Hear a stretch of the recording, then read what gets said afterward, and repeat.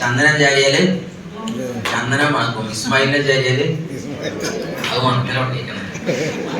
എന്തായാലും ഒരുപാട് സന്തോഷമുണ്ട്. താങ്ക് യു ജസ്നി, വളരെ വണ്ടർഫുൾ ആയിട്ട് ചെയ്തു. അങ്ങനെയാണെങ്കിൽ ഞാൻ വരേണ്ട ആവശ്യമില്ല ഗസ്റ്റ് ആയിട്ട് അല്ലേ, സാധനം ഒന്നും മതിയല്ലോ അല്ലേ. ഞാനും വിചാരിച്ചില്ല ഇത്രത്തോളം സാധനം പിടിക്കട്ടുണ്ട്. മൈ ലൈഫിന്റെ ബാനറിൽ വരണം. എന്തായാലും മൈസെൽഫ് ഇസ്മായിൽ ബിലോങ് ദയാല ടീച്ചറും ട്രെയിനറൊക്കെ ആയിട്ടുണ്ടായിട്ടുണ്ട്.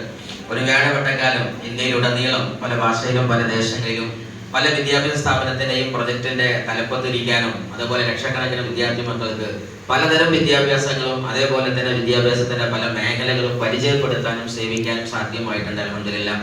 അതൊക്കെ ഒരുപാട് ഗുരുഭക്ത ജനങ്ങളുടെയും അതുപോലെ മാതാപിതാക്കളുടെയും അതുപോലെയുള്ള സുഹൃത മനസ്സുകളുടെയൊക്കെ പ്രാർത്ഥനയാണ്, ഗുരുത്വം ചിന്തിക്കുന്നു. സോ എന്തായാലും ശരി, ഞാൻ ഈ ഇൻഡസ്ട്രിയിലേക്ക് വരാനുണ്ടായ കാരണത്തെ കുറിച്ച് വളരെ വണ്ടർഫുൾ ആയിട്ട് നമ്മളുടെ തസ്നി മാഡം പരിചയപ്പെടുത്തി. First of all I would like to thank Almighty God Allah, alhamdulillah, for this wonderful golden chance to be blessed in this surface of this NTC. And also I would like to mention the name. He's really handled this kind of the golden light into my life, that is Mr. Shuaib sir, RPC. നല്ലൊരു കൈയ്യടി കൊടുക്കുക. He's from Cherumukku Thiruvarangadi area. അദ്ദേഹമാണ് എന്നെ ഈ business പരിചയപ്പെടുത്തിയത്. And also ഇതിന്റെ മുന്നോട്ടുള്ള ചലനത്തിന് വേണ്ടി എന്റെ ഓരോ സൈഡിലും മുന്നിൽ നിന്ന ഗ്രേറ്റ് ലീഡേഴ്സ് ആകുന്ന ITC മനോജ് കുമാർ സാർ, അതേപോലെ തന്നെ അൽതാഫ് സാർ NTC തുടങ്ങിയ എല്ലാ ലീഡർമാരെയും ഞാൻ വളരെ സ്നേഹത്തോടെ ഓർക്കുകയാണ്. ആൻഡ് എസ്പെഷ്യലി ഓരോ റാങ്ക് വരുമ്പോഴും അത് DC തൊട്ട് ഇന്നേ വരെ ഈ സെക്കൻഡ് വരെ ഓരോ രാവും പകലും ഇസ്മായിൽ എന്താണ് വാട്ട് ഈസ് നെക്സ്റ്റ് എന്ന് ചോദിക്കാൻ, അമേരിക്കയിൽ പോയപ്പോഴും പേര് മറക്കാതെ ദിനം വിളിക്കാനും അതേ സമയത്ത് എപ്പോ കണ്ടാലും ആ സ്നേഹത്തോടെ ചേർത്ത് നിർത്താനും ഏതൊരു സെക്കൻഡിലും ഒരാഴ്ച ഇടവിട്ട് വിളിച്ച് എന്താണ് ബിസിനസിന്റെ നെക്സ്റ്റ് ഗ്രോത്ത് എന്ന് പറയാൻ താല്പര്യം കാണിച്ച ഗ്രൗണ്ട് ടൈമൻ മിസ്റ്റർ മുബീൻ സാറേയും സ്നേഹത്തോടെ വിളിക്കുകയാണ്. അതേപോലെ തന്നെ എന്റെ കൂടെ എന്തിനും ഏതിനും സാറെ മുന്നിൽ നിന്നോ പട നയിച്ചോ ഞങ്ങൾ പിറകിലിട്ട് എന്നോട് പറഞ്ഞ എന്റെ ഗ്രേറ്റ് ടീം മെമ്പേഴ്സിനെ ഞാൻ വളരെ സ്നേഹത്തോടെ ഓർക്കുകയാണ്. കാരണം അവരൊക്കെയാണ് ഈ വിജയത്തിന്റെ പിന്നിലെ ശക്തി എന്ന് പറയുന്നത്. ഞാനൊരു കാരണക്കാരനായി NTC ആയി നിന്നു എന്ന് മാത്രം. പണ്ടാരോ പറഞ്ഞ പോലെ നിങ്ങൾ എന്നെ ഭ്രാന്തനാക്കി എന്ന് പറഞ്ഞ പോലെ എന്റെ ടീമൊക്കെ കൂടി എന്നെ NTC ആക്കി. എത്രയേ ഉള്ളൂ, നിന്ന് കൊടുത്താൽ മതി. നമ്മൾ സാധാരണഗതിയിൽ പറയാറുണ്ടത്, ഞാൻ മുംബൈയിൽ ട്രെയിനിങ്ങിന് പോകുന്ന സമയത്തൊക്കെ എപ്പോഴും കാണുന്ന ഒരു സീനാണ്. മുംബൈയിൽ പോയ ആൾക്കാർ കയ്യിൽ നോക്കിയാണ് ബോംബൈ അതനാസാനം. അവിടെ പോയുള്ള സുഖം എന്താന്ന് ചോദിച്ചിട്ടുണ്ടെങ്കിൽ നിങ്ങൾ ആരും ട്രെയിനിൽ കയറേണ്ട ആവശ്യമില്ല. എന്ത് ചെയ്താൽ മതി, ആ തിരക്കിൽ നിന്നോടുത്താൽ മതി. ബാക്കത്താൾ തള്ളിയിട്ട് ഇഷ്ടമുള്ള ഡബിക്കാണ് കയറ്റിക്കോളും. മനസ്സിലായോ? നിങ്ങൾ നിൽക്കൊന്നും വേണം. ആ പ്ലാറ്റ്ഫോമിൽ നിന്നാൽ പിന്നെ 2 മിനിറ്റ് ഞങ്ങൾ ഒരു ട്രെയിനിൽ പോയിട്ടുണ്ടാവും. അതുകൊണ്ട് കണ്ടറിഞ്ഞ് മുംബൈയിലെ പ്ലാറ്റ്ഫോമിൽ നോക്കി നിൽക്കുക എന്ന് പറഞ്ഞത് പോലെയാണ്. ജയിക്കാനായി മത്സരിച്ചു നിൽക്കുന്ന ഒരു കൂട്ടം പടയാളികൾക്കുള്ളിൽ നമ്മൾ അകപ്പെട്ട് കഴിഞ്ഞാൽ അത് MI ലൈഫ് സ്റ്റൈലിന്റെ പ്ലാറ്റ്ഫോമിലെങ്കിൽ വിജയം സുനിശ്ചിതം. ഒരു സംശയം അതിന് വേണ്ട. ഈ ബാഗത്തെ ആൾക്കാർ ഉന്തി തള്ളി കയറ്റി കൊണ്ടുപോയിക്കോളും. അപ്പൊ അതുകൊണ്ട് എന്ത് ചെയ്യണം, ലൈനിൽ നിന്ന് പുറത്തേക്ക് പോകരുത്. അതാണ് ആദ്യത്തെ സ്റ്റെപ്പ് ഈ ബിസിനസ്സിൽ. ഞാൻ ഇൻഡസ്ട്രിയിലേക്ക് വന്ന സമയത്ത് തസ്നി മാഡം പറഞ്ഞ പോലെ തന്നെ ചലഞ്ചുകൾ ചെറുതല്ല, വലുതായിരുന്നു. കാര്യം എന്ന് വെച്ചിട്ടുണ്ടെങ്കിൽ എന്റെ കുടുംബക്കാരായാലും കൂട്ടുകാരായാലും ബന്ധുമിത്രാദികളായാലും അവരറിയുന്ന ഭാഷയിൽ വലിയ ട്രെയിനറാണ്, അതേപോലെ തന്നെ എവിടെയൊക്കെയോ സ്ഥാപനങ്ങളിലൊക്കെ വർക്ക് ചെയ്യുന്ന വ്യക്തിയാണ്. അങ്ങനെയൊക്കെ വരുമ്പോ അപ്പോ ഇങ്ങനെ ഓരോന്ന് ചെയ്യുന്ന സമയത്ത് സ്വാഭാവികമായിട്ടും എന്താ പറയാ, ഓരോരുത്തരും എന്റെ ക്യാമ്പസിലേക്ക് തന്നെ എന്നോട് പറയാറുണ്ട്, നിസ്മോ എന്റെയൊക്കെ ബാക്കിയാണ്, ലാംഗ്വേജ് സ്കില്ലുണ്ട്, പ്രസന്റേഷൻ സ്കില്ലുണ്ട്, ട്രെയിനിങ് മികവുണ്ട്, ടീച്ചിങ് മിടുക്കുണ്ട്, പലതും ഉണ്ട്. നിന്നെയൊക്കെ ഭാവിയിൽ വലിയ അത്ഭുതമാകുന്നുണ്ടാകും. നിന്നെ പോലെ ആകാൻ ഞങ്ങളൊക്കെ ആഗ്രഹിക്കുന്നുണ്ട്. എന്തായാലും നീയൊക്കെ ഭാവിയിൽ രക്ഷപ്പെട്ടാൽ ഞങ്ങൾക്കും ഒരു സീറ്റ് തരുമെന്ന് എന്റെ സൈഡിലെ ലെഫ്റ്റിലോ റൈറ്റിലോ എന്നൊക്കെ പറയുന്ന കൂട്ടുകാരൊക്കെ ഉണ്ടായിരുന്നു. ആ ബഹരാണ് പിന്നീട് ഞാൻ ഈ സാധനം കണ്ടുപിടിച്ചത് ഇറങ്ങിയത്. അതായത് വലത് കയ്യിൽ സൂപ്പും ഇടത്തെ കയ്യിൽ പേസ്റ്റുമായിട്ട് ഒരാൾ ഇങ്ങനെ വരികയാണ്, മൈക്കൊക്കെ വലിച്ചെറിഞ്ഞിങ്ങനെ ഇന്റർനാഷണൽ ട്രെയിനിങ് ഒക്കെ കഴിയണം. പറയാനുള്ളത് അവരവരെ ചില ആൾക്കാർ പഠിച്ചു മറിഞ്ഞതാവും, ചിലപ്പോ അങ്ങനെയൊക്കെ ഉണ്ടാവും, അറിയാമോ. ഓരോരുത്തരും ഓരോ കമന്റ് ചെയ്തു. അങ്ങനെ ലാസ്റ്റ് എനിക്ക് വാട്സപ്പിലൊക്കെ വരുന്ന സാധനം എന്താ പറയാ, അനോണിമസ് കോൾ എന്ന് പറഞ്ഞ പോലെ എടുത്തു നോക്കിയിരുന്നെങ്കിൽ എന്താ എനിക്ക് പറ്റിയത്, എന്ത് ഭ്രാന്താണ് എനിക്ക് പറ്റിയത്. അപ്പൊ ഞാൻ തിരിച്ചു വെച്ചാൽ ആരാന്നുള്ളത് എനിക്ക് അറിയണ്ട. ഈ ചെയ്യുന്ന കർമ്മം എന്താണെന്ന് എനിക്കറിയോ, എത്ര വലിയ പൊട്ടത്തിലാണ്. എന്റെ പടച്ചോനെ, ഇത്രയും കൂട്ടുകാർ എനിക്ക് ഉണ്ടായിന്ന് പറഞ്ഞ അന്നാണ്. കാരണം എന്റെ മൊബൈലിൽ ഏകദേശം 12,700ഓളം കോൺടാക്ട്സ് ഉണ്ട്. അപ്പൊ കൂട്ടുകാർ എത്ര ഉണ്ട് നിങ്ങൾ ആലോചിച്ച് നോക്കിയാൽ മതി. ഓൾ ഓവർ ഇന്ത്യയിൽ തന്നെ പല ഭാഷയിൽ ഓരോ ടീമായിട്ടാണ്. അത് ഇംഗ്ലീഷ് ഡിപ്പാർട്ട്മെന്റ് വേറെ, മലയാളം വേറെ, സംസ്കൃതം വേറെ, ഉറുദു വേറെ, ലാംഗ്വേജ് വേറെ, പിന്നെ സ്പിരിച്വാലിറ്റി വേറെ. അങ്ങനെ ലോകത്തിലെ 20 ജില്ലാന സബ്ജക്റ്റിൽ എക്സ്പെർട്ട് ആൾക്കാരുടെ വലിയ ടീമെന്നാണ് ഞാൻ ഈ സാധനം കേൾക്കുന്നത്. എന്ത് സ്മൈൽ പരിപാടിയൊക്കെ നിർത്തിയിട്ട് എന്ത് ചെയ്തിരിക്കണം, സോപ്പും പേസ്റ്റ് ഇട്ട് ഇറങ്ങിക്കണം. പിന്നെ നമ്മൾ പൊട്ടനാകൻ എവിടെയും പോകണം. ലാസ്റ്റ് ഞാൻ അവരോട് പറഞ്ഞു, എന്റെ കൂട്ടുകാരാവട്ടെ, ബന്ധുമിത്രാദികളായിട്ട് ചോദിച്ച ആൾക്കാരൊക്കെ ഏകദേശം എനിക്കൊരു മന്ത്ലി 1 lakh and above കിട്ടുന്ന രൂപത്തിൽ ഒരു മെഡിക്കൽ എൻട്രൻസ് സ്കൂളിന്റെ ഫാക്കൽറ്റി ആയിട്ട് ഞാൻ വർക്ക് ചെയ്യുന്നുണ്ട്. അതേപോലെ പല സ്ഥാപനത്തിന്റെ മാനേജ് ഡയറക്ടറായിട്ടും പ്രിൻസിപ്പളായിട്ടും ഒക്കെ വർക്ക് ചെയ്തിട്ടുണ്ട്. അപ്പൊ എന്തായാലും ഒരു 1 lakh കിട്ടാൻ വേണ്ടി നമ്മൾ ഓടി പാഞ്ഞ് നടക്കണം. ആ സമയത്ത് എന്റെ കൂട്ടുകാരോട് പറഞ്ഞത്, സംഗതി ഞാൻ പൊട്ടനാണെങ്കിൽ കുഴപ്പമൊന്നുമില്ല. ഞാൻ മനസ്സിലാക്കിയത് ബിരുദനായിട്ട് മാസം 50,000 വാങ്ങണക്കാട്ടി നല്ലത് പൊട്ടനായിട്ട് ആഴ്ചയിൽ 2,10,000 വാങ്ങണം. അപ്പിരി ലൂസാണെങ്കിലും കിട്ടുന്ന സാധനം കട്ടിയിട്ടുണ്ടെങ്കിൽ പിന്നെ അതല്ലേ നല്ലത്, അല്ലേ? ഞാൻ മനസ്സിലാക്കിയതാ, ഈ വിദ്യാഭ്യാസത്തിന്റെ സർട്ടിഫിക്കറ്റ് ആർക്കും ആവശ്യം? ഇതില്ലാത്തവർക്കാണെങ്കിൽ ശരിക്കും അന്വേഷിച്ച് നോക്കണ്ടേ. ഞാൻ നമ്മുടെ നാട്ടിൽ കണ്ടിട്ടുണ്ട് 10A+ വാരി മഹാത്ഭുതം എന്ന് പറഞ്ഞ കുറെ ആൾക്കാരെ കണ്ടിട്ടുണ്ട്. അതേപോലെ തന്നെ എന്റെ കുട്ടിക്ക് കഴിഞ്ഞ പ്രാവശ്യം 10A+ കിട്ടിയാൽ ഭയങ്കര അതിനെ സ്വീകരണം ചടങ്ങുകൾ കണ്ടിട്ടുണ്ട്. ഞാൻ ഇവരെ യൂസുഫ് അലിന്റെ കുടുംബത്തിലോ അംബാനി കുടുംബത്തിലോ അദാനി കുടുംബത്തിലോ ഒരു സാധനം കേട്ടിട്ടില്ല. കാരണം A+നെക്കാട്ടും വലിപ്പം റോൾസ് റോയ്സ് അവിടെ ഉണ്ട്. അതുകൊണ്ടാണ് അതിന്റെ സാധനം. സോ ഈ സാധനം പിന്നെ വലുതേ തന്നെയാണ് A+ ആണ്. ഇറ്റ് മീൻസ് ദാറ്റ് ബിസിനസ് എന്ന് പറയുന്നതിന് അങ്ങനെ ഒരു പവർ ഉണ്ട്. പക്ഷെ വിദ്യാഭ്യാസം വേറെയാണ്. വിദ്യാഭ്യാസം പൈസ ഉണ്ടാക്കുന്ന പ്രൊജക്റ്റ് അല്ല. ഒരു യഥാർത്ഥ ഹ്യൂമാനിറ്റിയെ, സ്പിരിച്വാലിറ്റിയെ, ഒരു മനുഷ്യനാക്കുന്ന ദൈവത്തിന്റെ വിളക്കാണ് ഇത് വിജ്ഞാനം. അതിൽ യാതൊരു സംശയമില്ല. അത് വെച്ച് കാശാക്കുമ്പോഴാണ് അതിന്റെ മൂല്യം കുറയുന്നത്, അല്ലെങ്കിൽ നമ്മുടെ വിദ്യാഭ്യാസത്തിന്റെ മൂല്യം കുറയുന്നത്. അപ്പൊ നമ്മളുടെ ഒരു ധാരണ എന്ന് പറഞ്ഞാൽ, നമ്മുടെ സമൂഹം നമുക്ക് പഠിപ്പിച്ചത് എന്താണ്? നന്നായി പഠിക്കുക, നല്ല മാർക്ക് വാങ്ങുക, എന്നിട്ട് നല്ല ഈ നല്ല ജോലിയുടെ ശേഷം ഇതെന്താണ്? നല്ല സാലറി. അപ്പൊ ആദ്യം പറഞ്ഞ വരുന്ന നടുവത്തെ നമ്മൾ ഡയറക്ട് സെല്ലിംഗ് ഡയറക്ട് പ്ലാനിങ് കൊടുത്താൽ എങ്ങനെയാലും നന്നായി പഠിക്കുക, നല്ല പൈസ ഉണ്ടാക്കുക, അവിടേക്കാണ് വരുന്നത്. അപ്പൊ നടുവത്തെ ആൾക്കാർ ഇന്റർനെറ്റ് ഡിസ്കണക്ട് ചെയ്താൽ. സോ ആക്ച്വലി നിങ്ങൾ ആലോചിച്ച് നോക്കുക, ഇവിടെ നമ്മൾ കണ്ടത് 10 വർഷം 15 വർഷം 20 വർഷം. ഇപ്പൊ ഞാൻ ആക്ച്വലി ഇതില് RTC റാങ്കിലേക്ക് എത്തിയ സമയത്ത് എന്റെ ഓർമ്മ ശരിയെങ്കിൽ ഏകദേശം ഒരു 4 വർഷം കൊണ്ട് ഞാൻ RTC റാങ്കിൽ വന്നിട്ടുണ്ട്. ഇൻഷാല്ലാ ഒരു പക്ഷേ എന്റെ ആ ID RTC കഴിഞ്ഞ് ഇപ്പൊ അത് NTC ആയിട്ടുണ്ട്. നെക്സ്റ്റ് ID RTC ആയിക്കണ്ട വക്കത്ത് നിൽക്കുന്നുണ്ട്. ആ RTC പട്ടത്തിൽ ഇനി നമ്മുടെ തസ്നീം മാഡം വേദിയിൽ ഉണ്ടായിരിക്കും ഇൻഷാല്ലാ. അവിടെ ഒരു ID അവരിലായിരിക്കും ഉണ്ടാവുക. അതേപോലെ നെക്സ്റ്റ് ID അതേപോലെ ടച്ച് ചെയ്ത് വരുന്ന എനിക്ക് ഒരാളെ കണ്ടുകൊണ്ടിരിക്കുന്നുണ്ട്. അപ്പൊ ഇൻഷാല്ലാ അതും വേറൊരാൾ വരുന്നുണ്ട്. അങ്ങനെ ഫാമിലി മൊത്തം ഇറങ്ങാണ്. ചെറിയ കുട്ടീനെ ഇറക്കാൻ വയ്യ, കാരണം അവർക്ക് ആകെ 6 വയസ്സല്ലോ. പറ്റുന്നുണ്ടെങ്കിൽ അവിടെ ഇറക്കിയിട്ടുണ്ടായിരുന്നു. ഈ MC ഒക്കെ അവിടെ ചെയ്യും. ജസ്റ്റ് ഉഷാറായിട്ട് ഞാൻ പ്രോഗ്രാമിൽ പോകുന്നത്. ഞാൻ തലക്കുന്നതിന് എന്താ പഠിപ്പിക്കുന്നത്? ഇപ്പോൾ സ്കൂളിൽ അടുത്ത കാലത്ത് സ്റ്റാഫ് മീറ്റിംഗ് ഉണ്ടായ സമയത്ത് പോയ സമയത്ത് ഫുൾ പെർഫോമൻസ് ഭയങ്കര സംഭവമായിരുന്നു. Star of the week, star of the month, star of the year, നിറച്ചു കുട്ടീൻ്റെ ഫോട്ടോ ആണ്.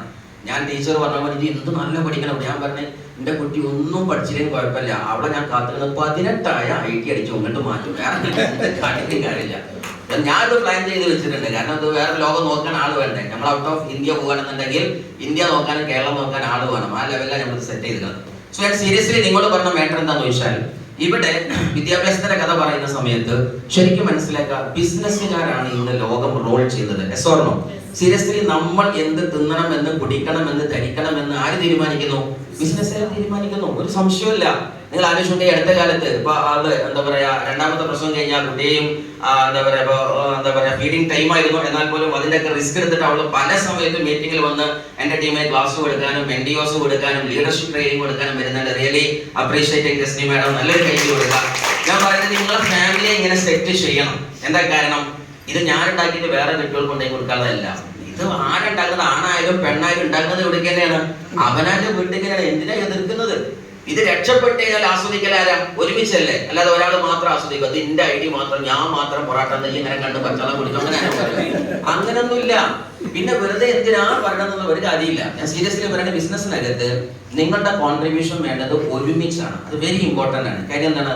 ഇത് ഒരുമിച്ച് ആസ്വദിച്ച് ഒരുമിച്ച് ചെയ്യാനുള്ള ബിസിനസ്സാണ്, ഫാമിലി ബിസിനസ്സാണ്. സോ ഞാൻ സീരിയസ്ലി ഓർക്കുന്നത്, അന്ന് ഈ ബിസിനസ്സിനെ സീരിയസ് ആയിട്ട് മുന്നോട്ട് കൊണ്ടുപോകുന്ന സമയത്ത് നമ്മുടെ ജസ്നി മാഡം പറഞ്ഞ പോലെ തന്നെ ചലഞ്ച് ഒരുപാട് ഉണ്ടായിട്ടുണ്ട്, പരിഹാസങ്ങൾ. പക്ഷെ ഞാൻ ഒരു കാര്യം മനസ്സിലാക്കിയിട്ടുണ്ട്, ഇന്ന മഅൽ ഉസ്രി യുസ്ര. എന്താ അങ്ങനെ പറഞ്ഞാല്? No pain no gain. നിങ്ങൾ നേടുന്ന ഗെയിനിന്റെ നേട്ടം ഏതെന്ന് ചോദിച്ചാൽ, നിങ്ങൾ എടുത്ത പെയിനിന്റെ ഗ്രാഫ് എത്ര വലുപ്പമാണോ അതിനനുസൃതമായിട്ടാണ്. ആണോ അല്ലേ? കേറിയ കുന്നിന്റെ ഉയരത്തിനൊത്തേ ഇറങ്ങാൻ പറ്റുള്ളൂ. ആണോ അല്ലേ? 1 കിലോമീറ്റർ കുന്ന് മേലെ കയറി, പക്ഷെ അയാൾക്ക് താഴത്തേക്ക് ആകെ 1/2 കിലോമീറ്റർ ഇറങ്ങാൻ പറ്റുള്ളൂ. അങ്ങനെ ഉണ്ടാവും. 1 കിലോമീറ്റർ കുന്ന് മേലെ കയറി അയാളുടെ താഴത്തേക്ക് ഇറങ്ങുന്നത് 2 കിലോമീറ്റർ. അങ്ങനെ ഉണ്ടോ? അപ്പൊ കേറിയതിന്റെ കണക്കാണ് ഇറങ്ങിന്റെ കണക്ക്. സോ എടുക്കുന്ന റിസ്കിന്റെ പവറാണ് കിട്ടാൻ പോണ റിസൾട്ടിന്റെ പവർ. അതാദ്യം തിരിച്ചറിയാൻ ഈ ബിസിനസ് ആദ്യം തിരിച്ചറിയുന്നത്. സോ ഞാൻ ഈ ബിസിനസ്സിനെ അങ്ങനെ സമീപിച്ചതുകൊണ്ട്, എനിക്ക് തിരിച്ചറിഞ്ഞതുകൊണ്ട് തന്നെ എല്ലാ റിസ്കുകളെയും സന്തോഷത്തോടെ സ്വീകരിച്ചു. ഈ ഇൻഡസ്ട്രിയിൽ വരുന്ന ആൾക്കാർ ആദ്യം മനസ്സിലാക്കുക, തോയിഫിന്റെ കല്ലേറ് കിട്ടാതെ മുജ്തബി ആവില്ല, മുർത്തബി ആവില്ല. അത് ആദ്യം തിരിച്ചറിയാൻ മനസ്സിലാക്കുക. എന്ന് പറഞ്ഞാൽ നമ്മൾ എടുക്കേണ്ട ചില റിസ്ക് ഉണ്ട്, അത് എടുത്തേ പറ്റൂ. എടുത്തവരെ ലോകത്ത് വിജയിച്ചിട്ടുള്ളൂ. ആ ഒരു സാധനത്തെ ആദ്യം തിരിച്ചറിയാം. അല്ലാതെ നിങ്ങൾ എന്ത് മനസ്സിലാക്കേണ്ടത്, ഭൂവരശ തീർത്ത പാതയിലൂടെ കല്ലും മുള്ളും സഞ്ചരിച്ച് ഞാൻ താനെ ഡയമണ്ടായി മന്ദിരിക്ക 1 കോടിയാകുന്ന ആരും വിചാരിക്കേണ്ട. ഈ ലോകം അതിന്റെ ലോകമല്ല. കാരണം ലോ ഓഫ് എന്താ പറയാ കോസ് ആൻഡ് എഫക്ട്, അതേപോലെ തന്നെ ലോ ഓഫ് കർമ്മ, അതേപോലെ തന്നെ ഈ ലോകം നിലനിൽക്കാൻ ഒരുപാട് നിയമങ്ങളുണ്ട്. ലോ ഓഫ് കോമ്പൻസേഷൻ, അതേപോലെ തന്നെ ഒരുപാട് ലോസ് ഓഫ്, നിങ്ങൾ അറിയുന്ന ലോ ഓഫ് അട്രാക്ഷൻ, ഇങ്ങനെ തുടങ്ങി 12ഓളം ലോകളിലാണ് ഈ പ്രപഞ്ചം നിലകൊള്ളുന്നതെങ്കിൽ, നിങ്ങൾ ഈ പ്രപഞ്ചത്തിന്റെ വക്താവാണെങ്കിൽ ഈ പ്രപഞ്ചത്തിന്റെ ചില നിയതികളുണ്ട്. ആ നിയതിക്കൊത്ത് മാത്രമേ നമുക്ക് വളരാൻ പറ്റുള്ളൂ. പക്ഷേ ഈ ഇൻഡസ്ട്രിക്ക് ഒരു പ്രത്യേകതയുണ്ട്. എന്താണ്? ഇവിടെ നമുക്ക് ടൈം മൾട്ടിപ്ലിക്കേഷൻ എന്ന് പറഞ്ഞ ഒരു സയൻസ് ഉണ്ട്. ഫോർ എക്സാമ്പിൾ ആലോചിച്ച് നോക്കുക, ഞാനൊരു ജില്ലാ കലക്ടറായി വിചാരിക്കുക, അല്ലെങ്കിൽ നിങ്ങൾ ആരോ കലക്ടറാണ്, ഒരു നല്ല തസ്തികയിലുള്ള ജോബ് ആണെങ്കിലും നിങ്ങളുടെ ഒരു ദിവസത്തെ വർക്കിംഗ് അവർ എത്രയാണ്? 8 മണിക്കൂർ, ഒരു 10 മണിക്കൂർ. നമ്മൾ എന്ത് പറയാം, 10 മണിക്കൂർ എന്ന് വെക്കുക കണക്ക് കൂട്ടാനുള്ള സുഖത്തിന്. അങ്ങനെയെങ്കിൽ നിങ്ങൾ ഒരു 20ാമത്തെ വയസ്സിൽ 10 മണിക്കൂറിൽ വർക്ക് തുടങ്ങിയാൽ 60ാം വയസ്സ് വരെ വർക്ക് ചെയ്താൽ എത്ര കൊല്ലം വർക്ക് ചെയ്തു? 40 കൊല്ലം വർക്ക് ചെയ്തു. 20 തൊട്ട് ഏത് വരെ? 60 വരെ. ഏകദേശം 10 മണിക്കൂർ കണ്ടിന്യൂസ് ആയിട്ട് ചെയ്താലും ഒരു ദിവസം വീക്കിലി ലീവ്, അതായത് ഞായറോ വെള്ളിയോ ലീവ് നിങ്ങളുടേതായ വിശ്വാസം അനുസരിച്ച്. സോ ഒരു വീക്കിൽ നിങ്ങൾക്ക് ഏറ്റവും ചുരുങ്ങിയത് 6 × 10 എത്ര മണിക്കൂർ കിട്ടി? 60 മണിക്കൂർ കിട്ടി. ഒരാഴ്ച എത്ര മണിക്കൂർ കിട്ടി? 60 മണിക്കൂർ. കണക്ക് കിട്ടുന്നുണ്ടോ ഏകദേശം? ഇതാണ് പണ്ട് പറഞ്ഞത്, എല്ലാത്തിന്റെയും ഭൂഗോളത്തിന്റെ സ്പന്ദന അയിമല നിൽക്കുന്നത്, അവർക്ക് പറഞ്ഞാൽ മതി. സോ അങ്ങനെയെങ്കിൽ 60 മണിക്കൂർ വീക്കിലെങ്കിൽ സ്വാഭാവികമായിട്ടും ഒരു വർഷത്തിൽ നമുക്ക് 50 വീക്ക് എന്ന് സങ്കല്പിക്കാം. 53 വീക്ക് 54 ഒക്കെ കാണും. എന്തായാലും 50 ഒരു റൗണ്ട് ഫിഗറിന് വേണ്ടി. സോ 50 × 60 = 3000 വർക്കിംഗ് അവർ. ഒരു വർഷം ഒരു മനുഷ്യന് കിട്ടാൻ സാധ്യതയുള്ള വർക്കിംഗ് അവർ എത്രയാണ്? 3000. പക്ഷെ ഒരു ശരാശരി മലയാളിക്കോ ഇന്ത്യക്കാരോ ഒന്നും കിട്ടൂല. കാരണം എന്താണ്? പറഞ്ഞ കല്യാണം, പറയാത്ത കല്യാണം, മരിച്ചത്, ജനിച്ചത്, പിന്നെ അതിന്റെ ഇടയിൽ ഉണ്ടാകുന്ന വെള്ളപ്പൊക്കം അർത്ഥം മലയാളിക്ക് വേറെ ഉണ്ടാവും. അപ്പൊ ഇത് സംഭവിക്കില്ല ഉറപ്പാണ്. ഇത് അൾട്ടിമേറ്റ് പോയാൽ കിട്ടാവുന്ന സാധ്യതയുള്ളതാണ്. ദെൻ ഇൻറ്റു 40 വർഷം ഒരാൾ കണ്ടിന്യൂസ് ആയിട്ട് തലവേദന ഇല്ല, ജനനമില്ല, മരണമില്ല, ഒരു സാധനം ഇല്ലാതെ കല്യാണം, അതേപോലെ കല്യാണം കഴിച്ചില്ലാന്ന് വിചാരിച്ചോ, അങ്ങനെ വർക്ക് പോയാലും അദ്ദേഹത്തിന് കിട്ടാൻ സാധ്യത 1,20,000 വർക്കിംഗ് അവർ ആണോ അല്ലേ? അതിനകത്ത് കിട്ടിയത് അവർക്ക് കിട്ടും. ക്ലിയർ ആണല്ലോ? ഇത്രയും കണക്ക് ക്ലിയർ അല്ലേ? നേരെ മറിച്ച് അദ്ദേഹത്തിന്റെ കൂടെ 2000 ആൾക്കാരുണ്ടെന്ന് വിചാരിക്കാം. എത്ര ആൾക്കാരുണ്ട് അദ്ദേഹത്തിന്റെ വർക്ക് ചെയ്യാൻ? 2000 പേരുണ്ട്. 2000 × 6 = എത്രയാണ്? 1,20,000. ഇതിൽ ഏതാ വേണ്ടത്? 40 കൊല്ലം ചത്തു വരണോ, അതല്ല 6 ദിവസം രാജാവായിട്ട് ജീവിക്കണോ തീരുമാനിക്കുന്നതിന്റെ ഉത്തരമാണ് MI ലൈഫ്. അതാണ് ആദ്യം. ഈ പണിയാണ് ആര് ചെയ്തത്? ലോകത്ത് വിജയിച്ച ആൾക്കാർ ചെയ്തത് അല്ലെ? സമയത്തെ വാങ്ങി വിജയിക്കുക എന്നതാണ് യൂസുഫ് അലി ചെയ്തത് അല്ലെ? 63,500 വരുന്ന എംപ്ലോയീസിനെ അദ്ദേഹം തന്റെ അണ്ടറിൽ വെച്ചു. 47,000 വരുന്ന ആൾക്കാര് നമ്മുടെ കല്യാണരാമന്റെ അണ്ടറിൽ വർക്ക് ചെയ്യുന്നുണ്ട്. 3,95,000 വരുന്ന ആൾക്കാർ റിലയൻസിൽ വർക്ക് ചെയ്യുന്നുണ്ട്. 10,11,000 വരുന്ന ആളുകൾ എവിടെയുണ്ട്? നമ്മുടെ ടാറ്റയിൽ വർക്ക് ചെയ്യുന്നുണ്ട്. ഈ ഒരു കണക്കിൽ നിന്നാണ് ആര് കോടീശ്വരരായത്? ഇവരൊക്കെ കോടീശ്വരന്മാരായത്. നമ്മളോ എഞ്ചിനീയർ ആയാലും പ്രൊഫസർ ആയാലും PhD കാരനായാലും നമ്മളെ പിറകിൽ ആരെന്നെ ഉള്ളൂ? നമ്മൾ തന്നെ ഉള്ളൂ. എത്ര വരെ അവനെ കെട്ടിയോളും ചിലപ്പോൾ ഉണ്ടാവില്ല, പക്ഷെ എന്റെ കൂടെ ഉള്ളത് കേട്ടോ. സോ ഞാൻ സീരിയസ്ലി നിങ്ങളോട് പറഞ്ഞത്, നമ്മളുടെ സമയത്തെ വർദ്ധിപ്പിക്കുക എന്നതാണ് ഇതിൽ ആദ്യം ചെയ്യാനുള്ളത്. രണ്ടാമത്തത്, ഈ ഇൻഡസ്ട്രി തുടങ്ങുന്ന സമയത്ത് നിങ്ങൾക്ക് സുമോഹന വാഗ്ദാനങ്ങളുടെ പല മുഹൂർത്തങ്ങൾ കടന്നു വരും. അതിൽ നിങ്ങൾ ആരും വഞ്ചിതരാവരുത്, അല്ലെങ്കിൽ ഒരിക്കലും പെട്ടുപോകരുത്. ഉദാഹരണം പറഞ്ഞാല്, നമ്മുടെ ഈ ഇൻഡസ്ട്രി തുടക്കത്തിൽ വന്ന സമയത്ത് എന്റെ ഗ്രേറ്റ് ലീഡർ അൽതാഫ് സാറിന്റെ സീലിംഗുമായി ബന്ധപ്പെട്ടാണ് ഞാൻ അന്ന് എന്താ പറയാ പാർട്ട് ടൈമർ ആയിട്ടാണ് ബിസിനസ് ഉണ്ടായത്. 2.5-3 കൊല്ലത്തിനടുത്ത് പാർട്ട് ടൈമർ തന്നെയായിരുന്നു. അന്നൊക്കെ സ്വാഭാവികമായിട്ടും ഞാൻ കാലിക്കറ്റ് GTS ഹാളിൽ നിങ്ങളെപ്പോലെ ഒരു മൂലയിൽ വന്നിരുന്ന മനുഷ്യനാണ്. ഇതേപോലെ അത് മൂലയിൽ വന്നിരിക്കുന്നില്ല, ഒറ്റക്കാലിൽ തള്ളവലിൽ ഊന്നി നിൽക്കുന്ന ഒരു മനുഷ്യൻ മാത്രമാണ്. ഒന്നാമത്തെ എനിക്ക് എഡ്യൂക്കേഷൻ എന്നുള്ള ദമ്മ്, അത് ഭയങ്കര ദമ്മാണ്. അതൊക്കെ ഉണ്ടായൊക്കെ നമ്മളെ മനസ്സിലായോ? ലാസ്റ്റ് ഇതിലാണ് എന്ത്, എഡ്യൂക്കേഷൻ ഉണ്ടെങ്കിൽ ഏറ്റവും നല്ല അറിവ് ഏതാണ്? ഏറ്റവും നല്ല എഡ്യൂക്കേഷനുള്ള വ്യക്തികളെ ഏറ്റവും ടോപ്പ് അറിവ് എനിക്കൊന്നും അറിയില്ല, എല്ലാം ദൈവത്തിന് അറിയുന്ന ആരറിഞ്ഞോ അവരാണ് യഥാർത്ഥ എഡ്യൂക്കേഷൻ ഉള്ളത്. അതാണ് ആദ്യം. അതാണ് ലോകത്തെ ഏറ്റവും വലിയ എഡ്യൂക്കേഷൻ. അള്ളാഹു ആയാലും പടച്ചോൻകാരെ എനിക്കൊന്നും അറിയില്ല. കാരണം എന്താണ്? നമുക്കൊന്നും പടച്ചോൻ തന്നിട്ടില്ല. യഥാർത്ഥ അറിവ് വേറെ. സോ ഞാൻ സീരിയസ്ലി നിങ്ങളോട് പറഞ്ഞത്, എന്തായാലും ശരി, അന്ന് ചൊവ്വാഴ്ച ഉച്ച സമയത്ത് പാർട്ട് ടൈമിലായി നിൽക്കുന്ന സമയത്ത് സ്കൂളിൽ നിന്നോ അല്ലെങ്കിൽ കോളേജുകളിൽ നിന്നോ പാർട്ട് ടൈം വർക്കിൽ നിന്നൊക്കെ ഓടിപ്പാഞ്ഞ് കാലിക്കറ്റ് എത്തി വരുമ്പോഴത്തേക്ക് ഏകദേശം ഇവിടെ പാട്ടും പൈത്തൊക്കെ കഴിഞ്ഞ് നമ്മളെ മുത്തത്തിമൊക്കെ കഴിഞ്ഞിട്ടുണ്ടാവും. ഇതിന് മുൻകാല ഭാഗത്തൊക്കെ കഴിഞ്ഞിട്ടുണ്ടായിരിക്കും. അപ്പോൾ ആരെങ്കിലൊക്കെ TC മാരൊക്കെ കേറുന്ന എന്തെങ്കിലും കാണലോ അല്ലെങ്കിൽ MC-യുടെ ടോക്കായിരിക്കും. അപ്പൊ നമ്മൾ കേൾക്കൽ എന്താണ്, MC കണത്തിനകത്ത് എന്തൊക്കെയോ പരക്കുന്നു, പറയുന്നു, തട്ടുന്നു, ഒരാൾ അങ്ങോട്ട് പായുന്നു ഇങ്ങോട്ട് പായുന്നു. ഞാൻ ചിന്തിക്കും ഈ പറഞ്ഞോർക്കാണ് വിട്ട് കേൾക്കണ കൈയടിക്കുന്ന പേർക്കാണ്. ഞാൻ ആ ഗുരിഞ്ഞ അങ്ങനെ കാരണം നമ്മൾ പോകുമ്പോൾ സ്കെയിലേറ്റും തുലാസേറ്റും പോകല് ആണോ അല്ലേ? കാരണം എന്താണ്, ആരെ വാക്കാ നല്ല വാക്ക്, ആ പറഞ്ഞ വലിയ തെറ്റുണ്ടോ? ചില ഇവിടുന്ന് അങ്ങനെ മുറിച്ചു വെക്കുന്നുണ്ടാവും. ഞാൻ മക്കളെ എടുത്ത് വലിച്ചു ഞാൻ എൻ്റെ അനുഭവം പറഞ്ഞു. സോ ഞാൻ സീരിയസ്ലി അന്ന് അങ്ങനെ ചെയ്യായിരുന്നു. അന്ന് ഞാൻ ഡോക്ടർ അപ്ലൈൻസോട് പറയും, എന്താ ചങ്ങായി കിടന്ന് കുരക്കണത്, മൈക്ക് ഇങ്ങനെയല്ലല്ലോ പിടിക്കേണ്ടത്, അത് ആ ഡയലോഗ് പറയുമ്പോൾ ഇങ്ങനെയല്ല പിടിക്കേണ്ടത്, വയറ് ഇങ്ങനെയല്ലേ പിടിക്കേണ്ടത്. ഞാൻ ഇന്റർനാഷണൽ ട്രെയിനറാണ്. അപ്പൊ സ്വാഭാവികമായിട്ടും എനിക്ക് എന്ത് വേണം, ട്രെയിനിങ് സ്റ്റെപ്പിൽ കാര്യങ്ങൾ നടക്കണം. സോ ഇങ്ങനെയൊക്കെ പറഞ്ഞു. ലാസ്റ്റ് അപ്ലൈൻസ് പറയും, സാർ ഇസ്മായിൽ സാർ ഇരിക്കുകയാണ്. ഇത് ഞാൻ നിരന്തരമായിട്ട് പറഞ്ഞപ്പോ എന്റെ ലീഡർമാര് പറഞ്ഞ്, അവർക്ക് സംസാരിക്കാൻ അറിയോ, പ്ലാനിന്റെ പ്രൊണൗൺസിയേഷൻ തെറ്റിയൊന്നും നിങ്ങൾ നോക്കണ്ട, ആഴ്ചയിൽ 2,10,000 ഉണ്ട്, നിങ്ങൾക്ക് അത് ഇല്ലാത്തോണ്ടല്ലേ ഇവിടെ ഇരിക്കുന്നത്. അതോടുകൂടി എന്റെ എല്ലാ ഡൗട്ടും തീർന്നു. പണ്ടാരും നമ്മളെ വാട്സപ്പിലല്ല ഇൻസ്റ്റയിൽ ഒരു പരസ്യം ഇട്ടിരുന്നു, I am going to purchase Rolls Royce. ഞാൻ എന്ത് വാങ്ങാൻ പോകുന്നു, റോൾസ് റോയ്സ് വാങ്ങാൻ പോകുന്നത്. ആ കാലത്ത് ഒരു മനുഷ്യനെ എഴുതിയിട്ട് എന്ത് ചെയ്ത്, റോൾസ് റോയ്സിന്റെ സ്പെല്ലിംഗ് തെറ്റാണ്, 2 L ഉണ്ട്. അപ്പൊ അതിന്റെ മറുപടി മറ്റോ കൊടുത്ത എന്താണ്, ഇതിന് സ്പെല്ലിംഗ് നോക്കിയിരുന്നോ ഞാൻ വാങ്ങിക്കാണ്ട് വരാന്ന് എന്ന് പറഞ്ഞ പോലെ വാണ്ട ആൾക്കാർ എന്ത് ചെയ്തോളൂ, വാണ്ടുള്ള ചെയ്തോളൂ. അല്ല നിങ്ങൾ ഇവിടെ വന്നിട്ട് ഇങ്ങനെ സ്ക്രീൻ കുറിച്ച് ആ ലീഡർ അങ്ങനെ പ്ലാൻ പറയത്, ഈ ലീഡർ ഇങ്ങനെ പറയത്, ആ അസുഖമുള്ളവർ അവിടെ നിന്ന് നോക്കി. കാരണം എല്ലാത്തിനും ആൾക്കാർ വേണ്ട ഇവിടെ. ഓക്കെ, കൈയടിക്കാനും വേണ്ട ഞങ്ങൾക്ക് കുറച്ച് ആൾക്കാർ. ഞാൻ സ്റ്റേജിൽ കയറുമ്പോൾ എന്നാൽ നിങ്ങൾ മനസ്സിലാക്കുക, മറ്റുള്ളവർക്ക് കൈയടിക്കേണ്ടവനല്ല ഞാനെന്ന്. ഞാൻ കയറുമ്പോൾ ഇതര സമൂഹത്തെ കൊണ്ട് കൈയടിപ്പിക്കേണ്ടവനാണെന്ന് ആര് തീരുമാനിക്കുന്നുവോ അവനാണ് യഥാർത്ഥ വിജയം കൊള്ളുന്നത്. ആ ഒരു തീരുമാനം. സോ ഞാൻ ഇൻഡസ്ട്രി വന്ന സമയത്ത് അൽതാഫ് സീലിംഗുമായി ബന്ധപ്പെട്ട് ഓട്ടോപാച്ചിൽ തുറന്നുകൊണ്ടിരിക്കുകയാണ്. ആ സമയത്താണ് എൻ്റെ കൂടെ വന്ന പ്രോസ്പെക്ട്, ഞാൻ സ്പോൺസർ ചെയ്ത ഒരു ലീഡർ വേറെ ലീഡറെ കൊണ്ടുവന്നിട്ടുണ്ട്. അപ്പോൾ അൽതാഫ് സാറെ നേരിട്ട് ചോദിച്ചു, സാറേ നിങ്ങൾ സീലിംഗ് കളിച്ച് എത്ര മാസം കൊണ്ട്? അൽതാഫ് സാറ് പറഞ്ഞു, ഏകദേശം 10 മാസം 11 മാസം കൊണ്ട് ഞാൻ സീലിംഗ് കളിച്ചു. അപ്പോൾ ഉടനടി അദ്ദേഹം ചോദിച്ചൊരു ചോദ്യമുണ്ട്, സാറേ നിങ്ങൾ 11 മാസം കൊണ്ടാണ് 2,10,000 ഈ ബിസിനസ്സിൽ വന്നിട്ടുണ്ടാക്കിയതെങ്കിൽ 7 മാസം കൊണ്ട് ഉണ്ടാക്കിയാൽ കമ്പനി പൈസ തരുമെന്ന് ചോദിച്ചു. ഇത് കേട്ടപ്പോൾ എൻ്റെ ഉള്ളിൽ കൂടെ ഇങ്ങനെ ഒരു സാധനം ഇങ്ങനെ കയറിയിട്ട്, കാരണം എന്റെ താഴത്തു നിന്നാണ് എന്റെ സീലിംഗ് ഉറപ്പായി. അത് മനസ്സിലാക്കി ഇന്റർവ്യൂ പഠിക്കുന്നത് മനസ്സിലായോ? ഇവൻ വന്ന് ചോദിക്കണം, ജോയിനിങ് ചെയ്തിട്ടില്ല അവൻ, എന്നിട്ട് ചോദിക്കണം എന്ത്, അൽതാഫ് സാറോട് ചോദിക്കണം, അൽതാഫ് സാറേ നിങ്ങൾ 11 മാസം കൊണ്ടല്ലേ ഞാൻ 7 മാസം കൊണ്ടായ എന്താ പാടുന്നത്? അപ്പൊ അൽതാഫ് സാർ ഇനി ഒരു നോക്കലില്ല, നമ്മളെ കൽബില് ലഡു, കേക്ക്, ജിലേബി, ഈ ദുനിയാവിലുള്ള എല്ലാ ബേക്കറി വെറ്റടിക്ക് കൂട്ടി. ആരും പറയാൻ പറ്റുള്ളൂ, വേറെ ഒന്നുമില്ല.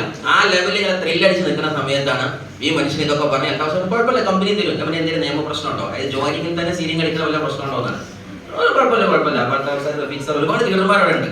അതിനുശേഷം ക്ലാസ് പറഞ്ഞാലേ, ക്ലാസ് പറഞ്ഞപ്പോൾ എല്ലാവരും എന്ന് വരെ ക്ലാസ് എല്ലാവരും ഇരിക്കുന്നതന്നെ. ഞാൻ എന്താ ക്ലാസ്സിൽ പോണത്, കാരണം എന്റെ 2,10,000 പുറത്താണ്. ഞാൻ അവന്റെ കൂടെ ഇങ്ങനെ നിന്ന്. അപ്പോൾ അവൻ തുപ്പാൻ പോയി. അപ്പോൾ ഞാൻ അവിടെ കൂടെ പോയി. കാരണം 2,10 തുപ്പലാണത്. എനിക്ക് മൂത്രയിക്കാൻ പറ്റി, അവൻ മൂത്രയിക്കാൻ പോയി. ഞാൻ ഉറങ്ങി നിന്ന് എന്റെ 2,10 താഴത്തേക്ക് പോകാൻ പറ്റൂല. ഞാൻ ഇവന്റെ കൂടെ ലാസ്റ്റ് അൽതാഫ് സാർ പറഞ്ഞു, ഇസ്മായിൽ സാർ നിങ്ങൾ ഇവിടെ വന്നിരിക്കും, അതൊക്കെ ഒന്ന് നോക്കി. ഞാൻ പറഞ്ഞു, സാറേ എന്റെ 2,10 അത് വിട്ട് ലാസ്റ്റ് അൽതാഫ് സാർ റഫീഖ് സാറിന്റെ ഒരു മൂല കൊണ്ടുപോയിട്ട് പറഞ്ഞു, ആ പഹന്റെ ജോയിനിങ്ങിന്റെ 5,000 കൊണ്ടുപോകും, ഇങ്ങനത്തെ പറ്റി ഒന്ന് അവസാനം പറയാം. ഞാൻ സത്യം പറയണം, പഹ അന്ന് പോയതാണ് 6 കൊല്ലായി പിന്നെ കണ്ടിട്ട്. എന്തിനാ ഞാൻ പറഞ്ഞത്, എനിക്ക് ചിരിക്കാൻ നല്ല രസമുണ്ട്, വേദന എനിക്കേ ഉണ്ടാവുള്ളൂ. 2 ലക്ഷം പോയില്ലേ. പക്ഷെ അതല്ല മക്കളെ, ബിസിനസ്സിൽ പലതും വരും. ചില ജോയിനിങ്ങൾ കണ്ടാൽ വിചാരിച്ചു പടച്ചോനെ ഞാൻ നേരിട്ട് ആലമലർവാർക്ക് പൊന്താൻ പോകണമെന്ന്. പക്ഷെ എന്ത് ചെയ്യും, അപ്ലൈൻ ഒരു 2 മിനിറ്റ് വൈകി പറയും നിങ്ങൾ നേരം വൈകിട്ട് മാത്രമാണ്, അതുകൊണ്ട് ഞാൻ ബിസിനസ് എടുത്താണ്. നിങ്ങളാണ് എന്നെ തോൽപ്പിച്ചത്. മൈ ഡിയേഴ്സ്, നമ്മൾ സത്യസന്ധമായി തീരുമാനിച്ചതാണെങ്കിൽ നമുക്ക് വരേണ്ട വ്യക്തിയുടെ യഥാർത്ഥ ടൈമും നമുക്ക് കിട്ടേണ്ടതിന്റെ യഥാർത്ഥ ബെനഫിറ്റും ദൈവം കൃത്യമായി എഴുതിയിട്ടുണ്ടാവും. ആ സമയത്ത് അത് വന്നോളും, അതിനെ ആരും നോക്കില്ല. ഒരു പക്ഷെ ആ വ്യക്തി അന്ന് വന്നിട്ടുണ്ടെങ്കിൽ നമ്മുടെ തോന്നലിൽ അദ്ദേഹം ചിലപ്പോൾ 20,000 25,000 ജോയിൻ ചെയ്യായിരിക്കും. പക്ഷേ അതോടുകൂടി നിങ്ങൾ മുസീബത്ത് ഒന്ന് തുടങ്ങും ചെയ്യും. അവിടെ ബെസ്റ്റ് ഓപ്ഷൻ ഏതാണ്? ഞാൻ എന്റെ പ്ലാനിനെയും എന്റെ സേവനത്തെയും കുളത്ത് എവിടെ കൊടുക്കണം? നിങ്ങൾ ഓരോരുത്തരും ചെയ്യാൻ നിങ്ങൾ വിശ്വസിക്കുന്ന വിശ്വാസ മൂലാധാരത്തിൽ അവിടെ കൊടുക്കണം. കാര്യം എന്താ, നമുക്ക് പ്രവീൺ ചന്ദ്രൻ സാറോ അല്ലെങ്കിൽ ഇവരോ ഒരാരുമല്ല നമുക്കുള്ള സൗഭാഗ്യം സംവിധാനിക്കുന്നത്. ആരാ? നമ്മൾ വിശ്വസിക്കുന്ന ആ അചഞ്ചലീയമായ ശക്തിയാണ് തരുന്നത്, ആണോ അല്ലേ? സോ ഈ ബിസിനസ് കൊടുക്കാനുള്ള യഥാർത്ഥ വെണ്ടർ ഏതാ? അവിടെയാണ്, അവിടെ പറയണം, ദൈവമേ എന്നെ ഈ ഹാളിൽ കൊണ്ടെത്തിയത് നിനക്ക് എന്തിനാണെന്ന പ്ലാൻ അറിയാലോ, ഈ മനുഷ്യന്റെ മുന്നിൽ കൊണ്ടുവന്നത് എന്തിനാണെന്ന് അറിയാലോ, ഞാൻ വേറെ പ്രൊജക്ട് ചെയ്യുന്നവനായിരുന്നല്ലോ, അവിടുന്ന് എന്നെ റിസൈൻ ചെയ്യിപ്പിച്ച് ഇവിടെ എത്തിച്ചതും നിനക്കറിയാലോ ശരിക്ക്. അതുകൊണ്ട് ആ വഴിയാലെ എന്നെ നടത്തണമെന്ന പ്രാർത്ഥന വെച്ചിട്ട് വേണം നമ്മൾ ഇന്ന് രാവിലെ ഇറങ്ങാൻ. സ്വർണ്ണം അങ്ങനെ ഇറങ്ങുന്ന ആൾക്കാർ ആരൊക്കെയുണ്ട്? ഉറപ്പിച്ചു വെക്കുക, അവരെ വിജയം 100 അല്ല 200% ഗ്യാരണ്ടീഡ് ആണ്. മൈ ലൈഫിന്റെ ഭാഷയിൽ പറഞ്ഞാൽ 210% ഗ്യാരണ്ടീഡ് ആണ്. അതാണ് അതിന്റെ കണക്ക്. 210 അല്ലേ കണക്ക്. സോ സീരിയസ്ലി അങ്ങനെയുള്ള തുടക്ക കാലഘട്ടം ഉണ്ടായിട്ടുണ്ട്. രണ്ടാമത് വരുന്നത് പരിഹാസങ്ങൾ ഒരുപാടുണ്ടായിരിക്കും. ഒരു സംശയം നിങ്ങൾ കരുതണ്ട. കാര്യം എന്താ? നമ്മളെ ജുനൈദ് സാർ ഇവിടെ പറഞ്ഞ പോലെ തന്നെ ഞാനേ കണ്ടുള്ളൂ ആണോ അല്ലേ? ഇത് നമ്മളാ കണ്ടത്. ആക്ച്വലി ശരിക്കും തിരിച്ചറിയേണ്ടത്, തസ്നി മേഡം പറഞ്ഞു 176 രാജ്യങ്ങൾ. എത്ര രാജ്യം? 176 രാജ്യങ്ങൾ. അതിന്റെ ഗവൺമെന്റ് ഓഫീഷ്യൽസ് കൃത്യമായിട്ട് പറഞ്ഞു, ഇന്ന് ലോകം കണ്ട അഭ്യസ്തവിദ്യരായിരിക്കുന്ന നമ്മളെ ബ്രെയിൻ ട്രേസിയെ പോലെയുള്ള സ്റ്റീഫൻ ആർ കവിയെ പോലെയുള്ള, സ്റ്റീഫൻ ആർ കവി എന്ന് പറഞ്ഞത് 7 habits of highly effective people എന്ന് പറയുന്ന പുസ്തകത്തിന്റെ ഉപജ്ഞാതാവാണ്. ലോകത്തിലെ ഏറ്റവും വലിയ മൾട്ടി മില്ലേനിയേഴ്സ് ആൻഡ് ബില്ലേനിയേഴ്സിന്റെ മെൻഡറാണ്. 980 തൊട്ട് ലോകത്തിലെ ഏറ്റവും വലിയ കോടിപതികൾ എന്ന ആളുകൾക്ക് സ്പെഷ്യൽ ട്രെയിനിങ് കൊടുക്കുന്ന കവി ഓർഗനൈസേഷന്റെ ഹെഡാണ്. അതായത് ബിസിനസിന്റെ ലോകം കലക്കി കുടിച്ച ഈ മഹാത്മാവ് എന്ന സ്റ്റീഫൻ ആർ കെവി, റിച്ചാർഡ് ബ്രാൻസനെ പോലെയുള്ള ആളുകൾ, അതേപോലെ തന്നെ നമ്മുടെ വാരൻ ബഫറ്റിനെ പോലെയുള്ള ആളുകൾ, ബിൽ ഗേറ്റ്സിനെ പോലെയുള്ള ആളുകൾ, അങ്ങനെ നമ്മുടെ ബ്രെയിൻ ട്രേസിയെ പോലെയുള്ള ആളുകൾ തുടങ്ങി ഇങ്ങനെ ആന്റണി റോബിൻസിനെ പോലെയുള്ള ആളുകൾ ഇങ്ങനെ താഴ്ത്തു വന്ന് ഇന്ത്യയിലേക്ക് വന്നാൽ അവസാനം നമ്മുടെ നീതി ആയോഗിന്റെ ചെയർമാൻ അമിതാഭ് കാന്ത് IAS വരെ പറയുന്ന ഒറ്റ വാക്കേ ഉള്ളൂ, ഇനി അങ്ങോട്ട് ലോകത്തെ എക്കോണമി ഡ്രൈവ് ചെയ്യാൻ പോകുന്ന ആൾക്കാരുടെ പേര് ഡയറക്റ്റ് സെല്ലേഴ്സ്. നമ്മളെ ആ ഡയറക്റ്റ് സെല്ലിംഗ് ഇൻഡസ്ട്രി മേഖലയില് എങ്ങനെ തന്നെ തലകുത്തി മറിഞ്ഞാലും ശരി, ഈ 4 വെക്കാൻ ഒരു കമ്പനിയെയും പറ്റാത്ത വിധം ഏറ്റവും വലിയ അജയ്യമായി മുന്നോട്ട് ഗമിക്കുന്ന ഒരു കമ്പനിയുള്ളൂ, ദാറ്റ് ഈസ് MI ലൈഫ്സ്റ്റൈൽ. അതിന്റെ സംശയം കൂടുതലും തേടി പോണ്ട. നമ്മളെ തിരുവനന്തപുരത്തെ ആ മുഖ്യമന്ത്രിയുടെ പ്രഖ്യാപനത്തിൽ നിന്ന് വന്ന ആൾക്കാരെ കൈ നോക്കുകയാണ്. ഇത്രയും ആൾക്കാർ വന്നിട്ടുണ്ട്. എങ്ങനെയാണ് പരിപാടി? ജനസാഗരം ഒഴുകയായിരുന്നു അല്ലെ? ഏകദേശം വന്ന അവര് മന്ത്രി പറഞ്ഞിരുന്നത് 3000 സീറ്റ് ഇട്ടാൽ മതി എന്നായിരുന്നു ഇത്ര പറഞ്ഞത്. കാര്യം എന്താ? മുഖ്യമന്ത്രി കാണുന്ന സമയത്ത് കുറച്ച് ആൾക്കാർ ഇരിക്കുന്നതും കൂടുതൽ ആൾക്കാർ നിൽക്കുന്നതും കണ്ടാൽ ഇൻഡസ്ട്രി വലുതാന്ന് ആര് മനസ്സിലാക്കും? മന്ത്രിസഭ മനസ്സിലാക്കും. അപ്പൊ എന്ത് ചെയ്യും? ഏകദേശം ബില്ലൊക്കെ വേഗം പാസ്സായി കിട്ടുന്നു. ഈ 3000ന്റെ കണക്ക് പറഞ്ഞപ്പോ മൈലേഫിന്റെ ലീഡർമാരൊക്കെ സിറ്റിംഗ് ഹാളിൽ ഇരിക്കുന്നുണ്ട്. കാരണം ഇതിന്റെ എന്താ പറയാ യഥാർത്ഥ കമ്മിറ്റിയില്, ആ CIT കമ്മിറ്റിയിലൊക്കെ ആരുണ്ട്? മൈലേഫിന്റെ ലീഡർമാരുണ്ട്. അവരിങ്ങനെ കണ്ണു നോക്കിയ 3000 സീറ്റോ, ഇതെന്ത് പരിപാടിയാണ്? ബാക്കിയുള്ള കമ്മിറ്റിക്കാരോ ബാക്കിയുള്ള കമ്പനിക്കാർക്കോ പരാതിയൊന്നുമില്ല. അപ്പൊ ആരോ ഒരാൾ ചോദിച്ചാൽ, അല്ല സാറേ നിങ്ങൾ ആൾക്കാർ എന്ന് പറഞ്ഞപ്പോ ഒരു ലീഡർ, ഒരു UTC ലീഡർ പറഞ്ഞാല എന്റെ ടീം മാത്രം ഒരു 6000 ഉണ്ട് എന്നുള്ള ന്യൂസ് ഇപ്പൊ ബസ്സിന്റെ കണക്കൊണ്ട് എനിക്ക് കിട്ടിയിരുന്നു. അതിലുണ്ട് മാനേജ്മെന്റും അവിടുത്തെ കളക്ടർ ഒരു നോട്ടം. ടോട്ടൽ കേരള കിട്ടുന്ന സീറ്റ് 3000, ഒരു UTCയുടെ ടീം മാത്രം 6000. അപ്പൊ തോന്നി കളി പാളി. നിങ്ങളേതാ കമ്പനി? My life. അവന്റെ സാറേ ഞാൻ മാത്രമല്ല, ഇവിടെ ഇയാൾ മൈ ലൈഫാണ്. നിങ്ങളെ കണക്ക് എത്ര? ഇന്ത്യയിൽ 8000. മറ്റുള്ള കമ്പനിക്കാർക്ക് ഇത് എന്ത് പരിപാടിയാണ്? ഇത് ആരെ പരിപാടിയാണ്? മൈ ലൈഫിന്റെ പരിപാടിയാണോ അല്ല കേരള ഡാറ്റ സെല്ലിംഗിന്റെ പരിപാടി? ഡൗട്ടായി തുടങ്ങി. അങ്ങനെ ലാസ്റ്റ് സമയമൊക്കെ പറഞ്ഞു ഒരു തിരിച്ചു പോകുന്ന ഏതായാലും 6000 കസാലയുടെ എന്നുള്ള തീരുമാനം എത്ര? ഒരു ചെറിയ കണക്ക് വെച്ച് പറയണം. അങ്ങനെ ഒരു 6000ന്റെ കസാലിന്റെ തീരുമാനമൊക്കെ വന്നതിന് ശേഷം പിറ്റേന്ന് കണ്ട് മൈലേക്ക് ഇങ്ങോട്ട് ഒഴുകണം. തൊപ്പി വെച്ച് പടയാളികൾ വരുന്നു. ആ സ്പോട്ടിൽ പുതിയ ഓർഡർ, മന്ത്രിമാരെ ഓർഡർ വന്നിട്ടുണ്ട്. എന്ത്? തൊപ്പി വെച്ച് കണ്ടോ എംബ്ലം വെച്ച് കണ്ടോ ആരും ഹാളിക്ക് വരണ്ടെന്ന്. അന്നത്തെ മന്ത്രിസഭ മീറ്റിംഗ് കൂടെ ഇത് ആർക്കും അറിയാത്തത്, ആരൊക്കെയോ കൈയും കാലും കരച്ചിട്ടുണ്ട്. സോ സീരിയസ്ലി തിരിച്ചറിയാ, മൈ ലൈഫ് സ്റ്റൈൽ ഒന്ന് തൊപ്പി വെച്ചാൽ തെറിക്കാൻ മാത്രമുള്ള തലമുള്ള കമ്പനി ഇന്ന് ഇന്ത്യയിൽ വന്നിട്ടുള്ളൂ. മൈ ലൈഫിന്റെ 4 ഒരു കമ്പനി ഇല്ല എന്നാണ് ആദ്യം നിങ്ങൾ തിരിച്ചറിയേണ്ടത്. കാര്യം നിങ്ങൾ ആലോചിച്ച് നോക്കണ വന്നതിന്റെ 90% ആരായിരുന്നു? മൈ ലൈഫ് ആയിരുന്നു. ആണോ അല്ലേ? അതിനർത്ഥം ഡയറക്റ്റ് സെല്ലിംഗ് ഇൻഡസ്ട്രി ഇന്ത്യയെ വാനോളം ഉയർത്തുമെങ്കിൽ, ഇന്ത്യയെ വളർത്തുന്ന ഒരു ടീമിന്റെ പേരുണ്ടെങ്കിൽ അതാണ് MI ലൈഫ്സ്റ്റൈൽ. സീരിയസ്ലി തിരിച്ചറിയണം. ആ മൈലേജിന്റെ തീരുമാനം കൊണ്ടാണ് GTS സെന്ററിലേക്ക് കമ്പനി നടത്തുന്ന GTS സെന്ററിലേക്ക്. ഇത് കമ്പനിയല്ല നേരിട്ട് നടത്തുന്നത് ഞാൻ വിശ്വസിക്കുന്നു. നോട്ട് ദിസ് കമ്പനി അല്ലേ? അപ്പൊ ഇത് നമ്മുടെ ലീഡേഴ്സ് നടത്തുന്നതാണ്. സോ കമ്പനി നേരിട്ട് നടത്തുന്ന പ്രോഗ്രാമിലേക്ക് നിങ്ങൾക്ക് എന്താ പറയാ എൻട്രി ഫീ വരെ കട്ട് ചെയ്തിട്ട് 2026 വലിയ പ്ലാനുകൾ കമ്പനി കാണുന്നുണ്ട്. അതിനെ ഞെട്ടിപ്പിക്കുന്ന പ്ലാനുകൾ നമ്മൾ പ്രതീക്ഷിക്കുന്നുണ്ട്. എന്നാണ് കമ്പനിയുടെ വയ്യാലെ നമ്മൾ കേൾക്കാൻ ആഗ്രഹിക്കുന്നു. സീരിയസ്ലി പറയാം, കമ്പനി സീരിയസ് ആയിട്ട് മുന്നോട്ട് പോവുകയാണ്. വന്നിരിക്കുന്ന പുതുമക്കാരോടും പഴമക്കാരോടും പറയുന്നത്, നിങ്ങൾ എന്ത് ചെയ്യും? ഒന്ന് സടവിടഞ്ഞെണീക്ക്, സമയം അതിക്രമിച്ചിട്ടുണ്ട്. സീരിയസ്ലി ഞാൻ പറയുന്നത്, നഷ്ടപ്പെടാൻ ഒന്നുമില്ല, വാരിയെടുക്കാൻ ഒരുപാടുണ്ട്. തിരിച്ചറിയാനുള്ളത്, ഒരു പ്രൊജക്ട് മുന്നോട്ട് വരുമ്പോൾ 3 സാധനത്തിൽ കൂടെ ഇത് വരുള്ളൂ, 3 ഘട്ടത്തിലൂടെ. ഒന്നാമത്തെ ഘട്ടം റിജക്ഷന്റെ ബട്ടനാണ്. എന്താ റിജക്ഷന്റെ ബട്ടൺ? ട്രാക്ടർ വന്നപ്പോഴും ATM കൗണ്ടർ വന്നപ്പോഴും ഗ്യാസും കുറ്റി വന്നപ്പോഴും നാട്ടുകാരും വീട്ടുകാരും പറഞ്ഞു ഇത് പറ്റൂല എന്നല്ലേ. ഗ്യാസ് ഉള്ള വീട്ടിലേക്ക് ഇന്ന് വരെ പോകില്ല, കാരണം അഥവാ പൊട്ടി തെറിച്ച പരിപാടി തീർന്നെന്നാ പറഞ്ഞത്, ആണോ അല്ലേ? എന്ന് മാത്രമല്ല ATM കൗണ്ടർ ആദ്യമായിട്ട് ടൗണിൽ വന്നപ്പോൾ നാട്ടുകാരൊക്കെ പറഞ്ഞത് എന്ത് പൊട്ടന്മാരാണ്, കള്ളന്മാര് വീട് തുരന്ന് കക്കുന്നിട്ട് കക്കാൻ വേണ്ടി അങ്ങാടി കൊടുന്നു വെച്ചിരിക്കണം അല്ലേ. അപ്പൊ ATM കൗണ്ടർ കൊടുന്നു വെച്ച ബാങ്ക് ആരാണ്? പൊട്ടന്മാരാണ്. ഇന്നോ നമ്മളൊരു അങ്ങാടി പോയിട്ട് പറയും ഇത് എന്ത് വൃത്തിയായിട്ട് അങ്ങാടി ATM കൗണ്ടർ വരെ വിടലാണ്, ആണോ അല്ലേ? ഇത് രണ്ടും പറഞ്ഞത് വാപ്പി മോനാണ്. ആദ്യം പറഞ്ഞത് വാപ്പയുടെ, രണ്ടാമത് പറഞ്ഞ മോനാണ്. കാരണം ചെറിയ ജനറേഷന്റെ ഗ്യാപ്പ് ഉണ്ടാവും. ഇതാണ് നമ്മുടെ നാട്. നാട്ടിൽ പലതും പറയും അല്ലേ. പണ്ടൊരാളെ കച്ചവടം തുടങ്ങിയ സമയത്ത് പറഞ്ഞു അല്ലേ, കച്ചവടം തുടങ്ങിയ സമയത്ത് നല്ല അടിപൊളി ഫ്രൂട്ട് കച്ചവടം നടക്കണം. കച്ചവടത്തിന്റെ മുന്നിലൂടെ നമ്മുടെ എന്താ പറയുക, ഇതിന്റെ മുന്നിൽ കൂടെ നടന്ന ആൾക്കാർ ഇങ്ങനെ പോയപ്പോൾ ഒരു മനുഷ്യൻ ബുദ്ധിമാൻ എന്ന് തോന്നുന്നു, നമ്മുടെ നാട്ടിലേക്ക് നമ്മൾ സംസാരിക്കാൻ പറ്റുന്ന ആൾക്കാർ അപാര ബുദ്ധിമാനാണെന്ന് പ്രകടിപ്പിക്കും, ആണോ അല്ലേ? അങ്ങനെ ആ മനുഷ്യൻ പറഞ്ഞു അത്രേ, സാറേ നിങ്ങൾ അടിപൊളി ഫ്രൂട്ടാണ് ഇവിടെ കച്ചവടം ചെയ്തത്, പക്ഷെ ഇവിടെ എഴുതി വെച്ചത് എന്താണ്, ഇവിടെ ഏറ്റവും നല്ല ഫ്രഷ് ഫ്രൂട്ട് വിൽപ്പന നടത്തപ്പെടുന്നു, ആണോ അല്ലേ? സോ അദ്ദേഹം പറഞ്ഞു സ്വാഭാവികമായിട്ടും മാർക്കറ്റ് അല്ലേ, ഇവിടെ വിൽപ്പനല്ലേ നടത്തുള്ളൂ, ഫ്രീ ആയിട്ട് ആരും കൊടുക്കൂലല്ലോ, അത് വായിച്ചാലും തന്നെ വിൽപ്പന നടത്തപ്പെടുന്നു വാങ്ങിച്ചു, കുഴപ്പമില്ല. അയാൾ പോയി. ആ ചങ്ങായി പിന്നീട് പിറ്റേന്ന് വന്ന സമയത്ത് ഈ സാധനം വേറെ ആൾ ബുദ്ധിമാൻ പറഞ്ഞത്ര, സാറേ ഇത് ഫ്രൂട്ടാണെന്നുള്ളതിൽ വല്ല ഡൗട്ടും ഉണ്ടോ? ഇത് പച്ചക്കറിയല്ല, തക്കാളിയല്ല, മീനുമല്ല, ഇറച്ചിയുമല്ല, ഇത് കണ്ടാൽ തന്നെ എന്താണ് ഫ്രൂട്ടാണ്. പിന്നെന്തിനാ ഈ സാധനം അങ്ങനെ എഴുതി വെച്ചിരുന്ന ഫ്രൂട്ട് വിൽക്കണം, ഇത് ഫ്രൂട്ടാണ് ഉറപ്പല്ലേ? ഫ്രൂട്ടും വായിച്ചാലും തന്നെ വേറെ ടീം നല്ല അടിപൊളി ഫ്രഷ് ആണെന്ന് ഉറപ്പല്ലേ, പിന്നെ ഇതിനെ മേലെ ഫ്രഷ് തിരിച്ചിരുന്ന അതും വായിച്ചാലും തന്നെ. പിന്നെ അടുത്തുള്ള ലാസ്റ്റ് ഇവിടെയാണ് വേറൊരു പഴം പിറ്റേന്ന് പോയപ്പോൾ എന്ന് പറഞ്ഞേ ഈ സാധനം പെട്ടെന്നല്ലേ വെച്ചത്, രണ്ടും തന്നെയല്ലേ, അത് വായിച്ചാലും അങ്ങനെ വായിച്ചു. ആ പ്രശ്നം തീർന്നു. പിറ്റേന്ന് വേറൊരു പഴം വരുന്നു. അവൻ പറഞ്ഞത് ഇത്രയും വലിയൊരു ബോർഡ് വെച്ചിട്ട് ഒരു പേര് പോലും ഇല്ല, എന്തിനാണ് ഈ ബോർഡ് വെച്ചത്? അവൻ പിറ്റേന്ന് വീണ്ടും എഴുതി, ഇവൻ ജന്മത്തിൽ ആ ബോർഡ് എഴുതും. ഇങ്ങനെ 10,000-കണക്കിന് ആൾക്കാർ നിങ്ങൾ ഉപദേശിക്കാൻ വരും. ഒരു ഉപദേശങ്ങൾ കേൾക്കാൻ നിൽക്കണ്ട. You must listen to your leaders words. നിങ്ങളുടെ ലീഡർമാരുടെ വീട്ടിലേക്ക് നോക്കുക. കാരണം എന്താണ്, ബിസിനസ്മാന്റെ ഒന്നാമത്തെ ക്വാളിറ്റി ദിൽ സേ കഹോത്തും ദിൽ കി സുനോത്തും. നിങ്ങൾ ആരോടാ ചോദിക്കാനുള്ളത്? ഹൃദയത്തോട് ചോദിക്കുക അല്ലെ. പ്രൊഡക്റ്റ് റിസൾട്ട് കിട്ടിയാലും കൈയൊക്കെയാണ്, പ്രൊഡക്റ്റ് റിസൾട്ട് കൊടുത്തോ ഉപയോഗിച്ചോ. ഇത്രയും ആൾക്കാർ നല്ലൊരു കൈയടി നമ്മുടെ പ്രൊഡക്ട്സിന് കൊടുക്കാം, നമ്മുടെ മാനേജ്മെന്റിന് കൊടുക്കാം, R&D ഡിപ്പാർട്ട്മെന്റിന് കൊടുക്കാം. ഇത് ശരിക്കും ആലോചിച്ച് നോക്ക്. ഇത്രയും പവർഫുൾ ആയിരിക്കുന്ന പ്രോഡക്ട്സുകൾ ലോകത്ത് മുഴുവനും വിധാനിച്ചാൽ അത് ഉറപ്പല്ല റിസൾട്ട് കിട്ടുന്നത്. അതെന്തിനാ നമ്മള് ചെറിയച്ഛൻ അങ്ങനെയല്ല പറഞ്ഞത്, ചെറിയമ്മ അങ്ങനെയല്ല പറഞ്ഞത്, എന്റെ അമ്മക്കാർക്ക് അങ്ങനെയല്ല പറഞ്ഞത്, ഞങ്ങളുടെ നാട്ടിലത്തെ അക്ബർ സാർ ഇങ്ങനെയല്ല പറഞ്ഞത്. എന്തിനാ ഇതിന്റെ ബാക്കിൽ നടക്കുന്നത് അല്ലേ? ഈ ചെറിയമ്മന്റെ വാക്ക് കേൾക്കണ്ടല്ലോ, പല്ല് തീർക്കുന്നുള്ള കാര്യത്തിൽ ഉറപ്പല്ലേ, ആണോ അല്ലേ? ഇത്രയും കാലം നമ്മൾ പല്ല് തേച്ചു അല്ലേ, ലെക്സ് കൊണ്ട് കുളിച്ചു. ആരാ വെളുത്തത് ചേച്ചി? ലെക്സ് കൊണ്ട് കുളിച്ചിട്ട് ആരാ വെളുത്തത്? ഐശ്വര്യ റായി വെളുത്തു അല്ലേ. ചന്ദ്രിക തേച്ചു കുളിച്ചു, ആരാ വെളുത്തത് ചേച്ചിയെ? അമരാബോട് വെളുത്തു. നിങ്ങൾ വെളുത്തോ? ഇവിടെ എന്താ നിങ്ങളോട് പറഞ്ഞത്? ഓണാഞ്ചോടെ സോപ്പ് കൊണ്ട് കുളിച്ചോ, ആര് വെളുക്കും?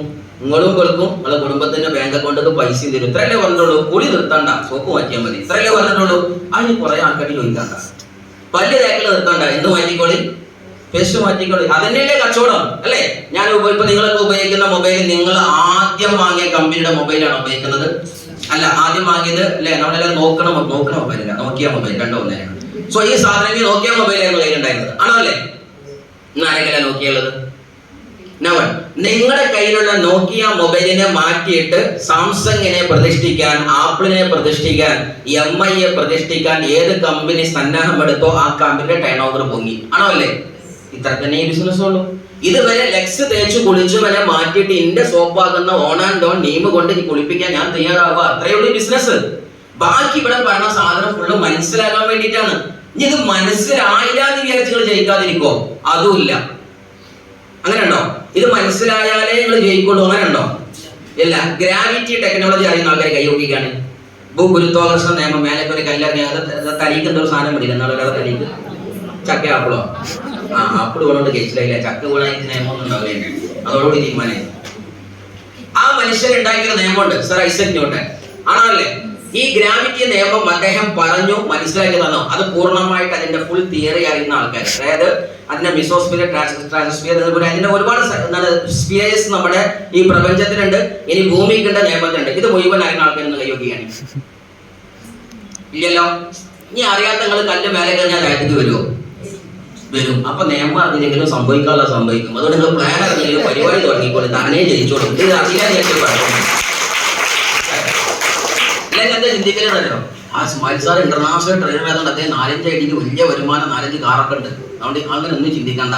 ഇതിപ്പോ അറിഞ്ഞിട്ട് എറിഞ്ഞാലും അറിയാതെ എറിഞ്ഞാലും കല്ല് താഴത്തേക്ക് വരും. ഭൂകൃത്വ നിയമം അവിടെ ഉണ്ട്, നടന്നോളൂ കേട്ടോ. അതുകൊണ്ട് ബിസിനസ് പോലെ ഫെയർ മാച്ചിങ് നടന്ന പൈസ ആര് തന്നോളൂ? കമ്പനി തന്നോളൂ. അത് അറിയില്ല എന്ന് ടെൻഷനൊന്നും വേണ്ട. പക്ഷെ പഠിക്കാതിരിക്കരുത്, അറിയാതിരിക്കരുത്. ഈ ബിസിനസ്സിൽ 3 പ്രധാന അപ്പുകളാണ്. ഉയരാൻ വേണ്ടി 3 പ്രധാന അപ്പുകളാണ്. ഫസ്റ്റത്തെ സാധനം സൈനപ്പ്, അതൊരു അപ്പാണ്.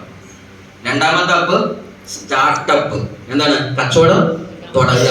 മൂന്നാമത്തെ ഒരു അപ്പ് ഉണ്ട്, ലെവൽ അപ്പ്. നിൽക്കണ പൊസിഷനെ കുറച്ച് മേലെ കണ്ട് പോകാൻ തയ്യാറാവുക. അത് പഠനം കൊണ്ട്, പേഴ്സണാലിറ്റി കൊണ്ട്. അങ്ങനെ 3 അപ്പുകളാണ് ഈ ബിസിനസ്സിൽ. അത് first one sign up, startup, level up. ഈ 3 അപ്പ് ക്ലിയർ ആണോ? അത് എപ്പോഴും ആയിക്കൊണ്ടിരിക്കുക, ടീമിനെ ആക്കിക്കൊണ്ടിരിക്കുക, താനേ ചെയ്യേണ്ടായിരിക്കും. സോ സീരിയസ്ലി ഈ ബിസിനസ് ഏകദേശം 5 വർഷം കഴിയുന്നുണ്ട്.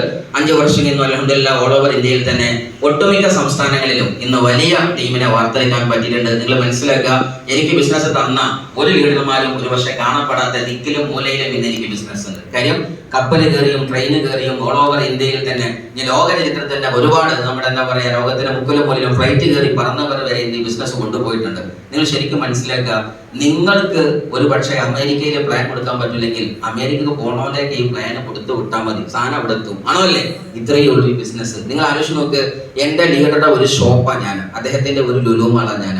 ആ ലുലു മാൾ എന്ന് പറയുന്നത് ഏകദേശം 10 കോടിയുടെ ബിസിനസ് കവർ ചെയ്തു 5 വർഷമാണ്. അപ്പൊ സ്വാഭാവികമായിട്ടും ഷുഹൈബ് സാർ എന്ന് പറയുന്ന വ്യക്തിയുടെ 10 കോടിയുടെ ഒരു ലുലു പോക്കറ്റ് സെന്ററാണ് ഞാൻ. അദ്ദേഹത്തിന്റെ ഒരു ലുലു സൂപ്പർ മാർക്കറ്റാണ് ഞാൻ.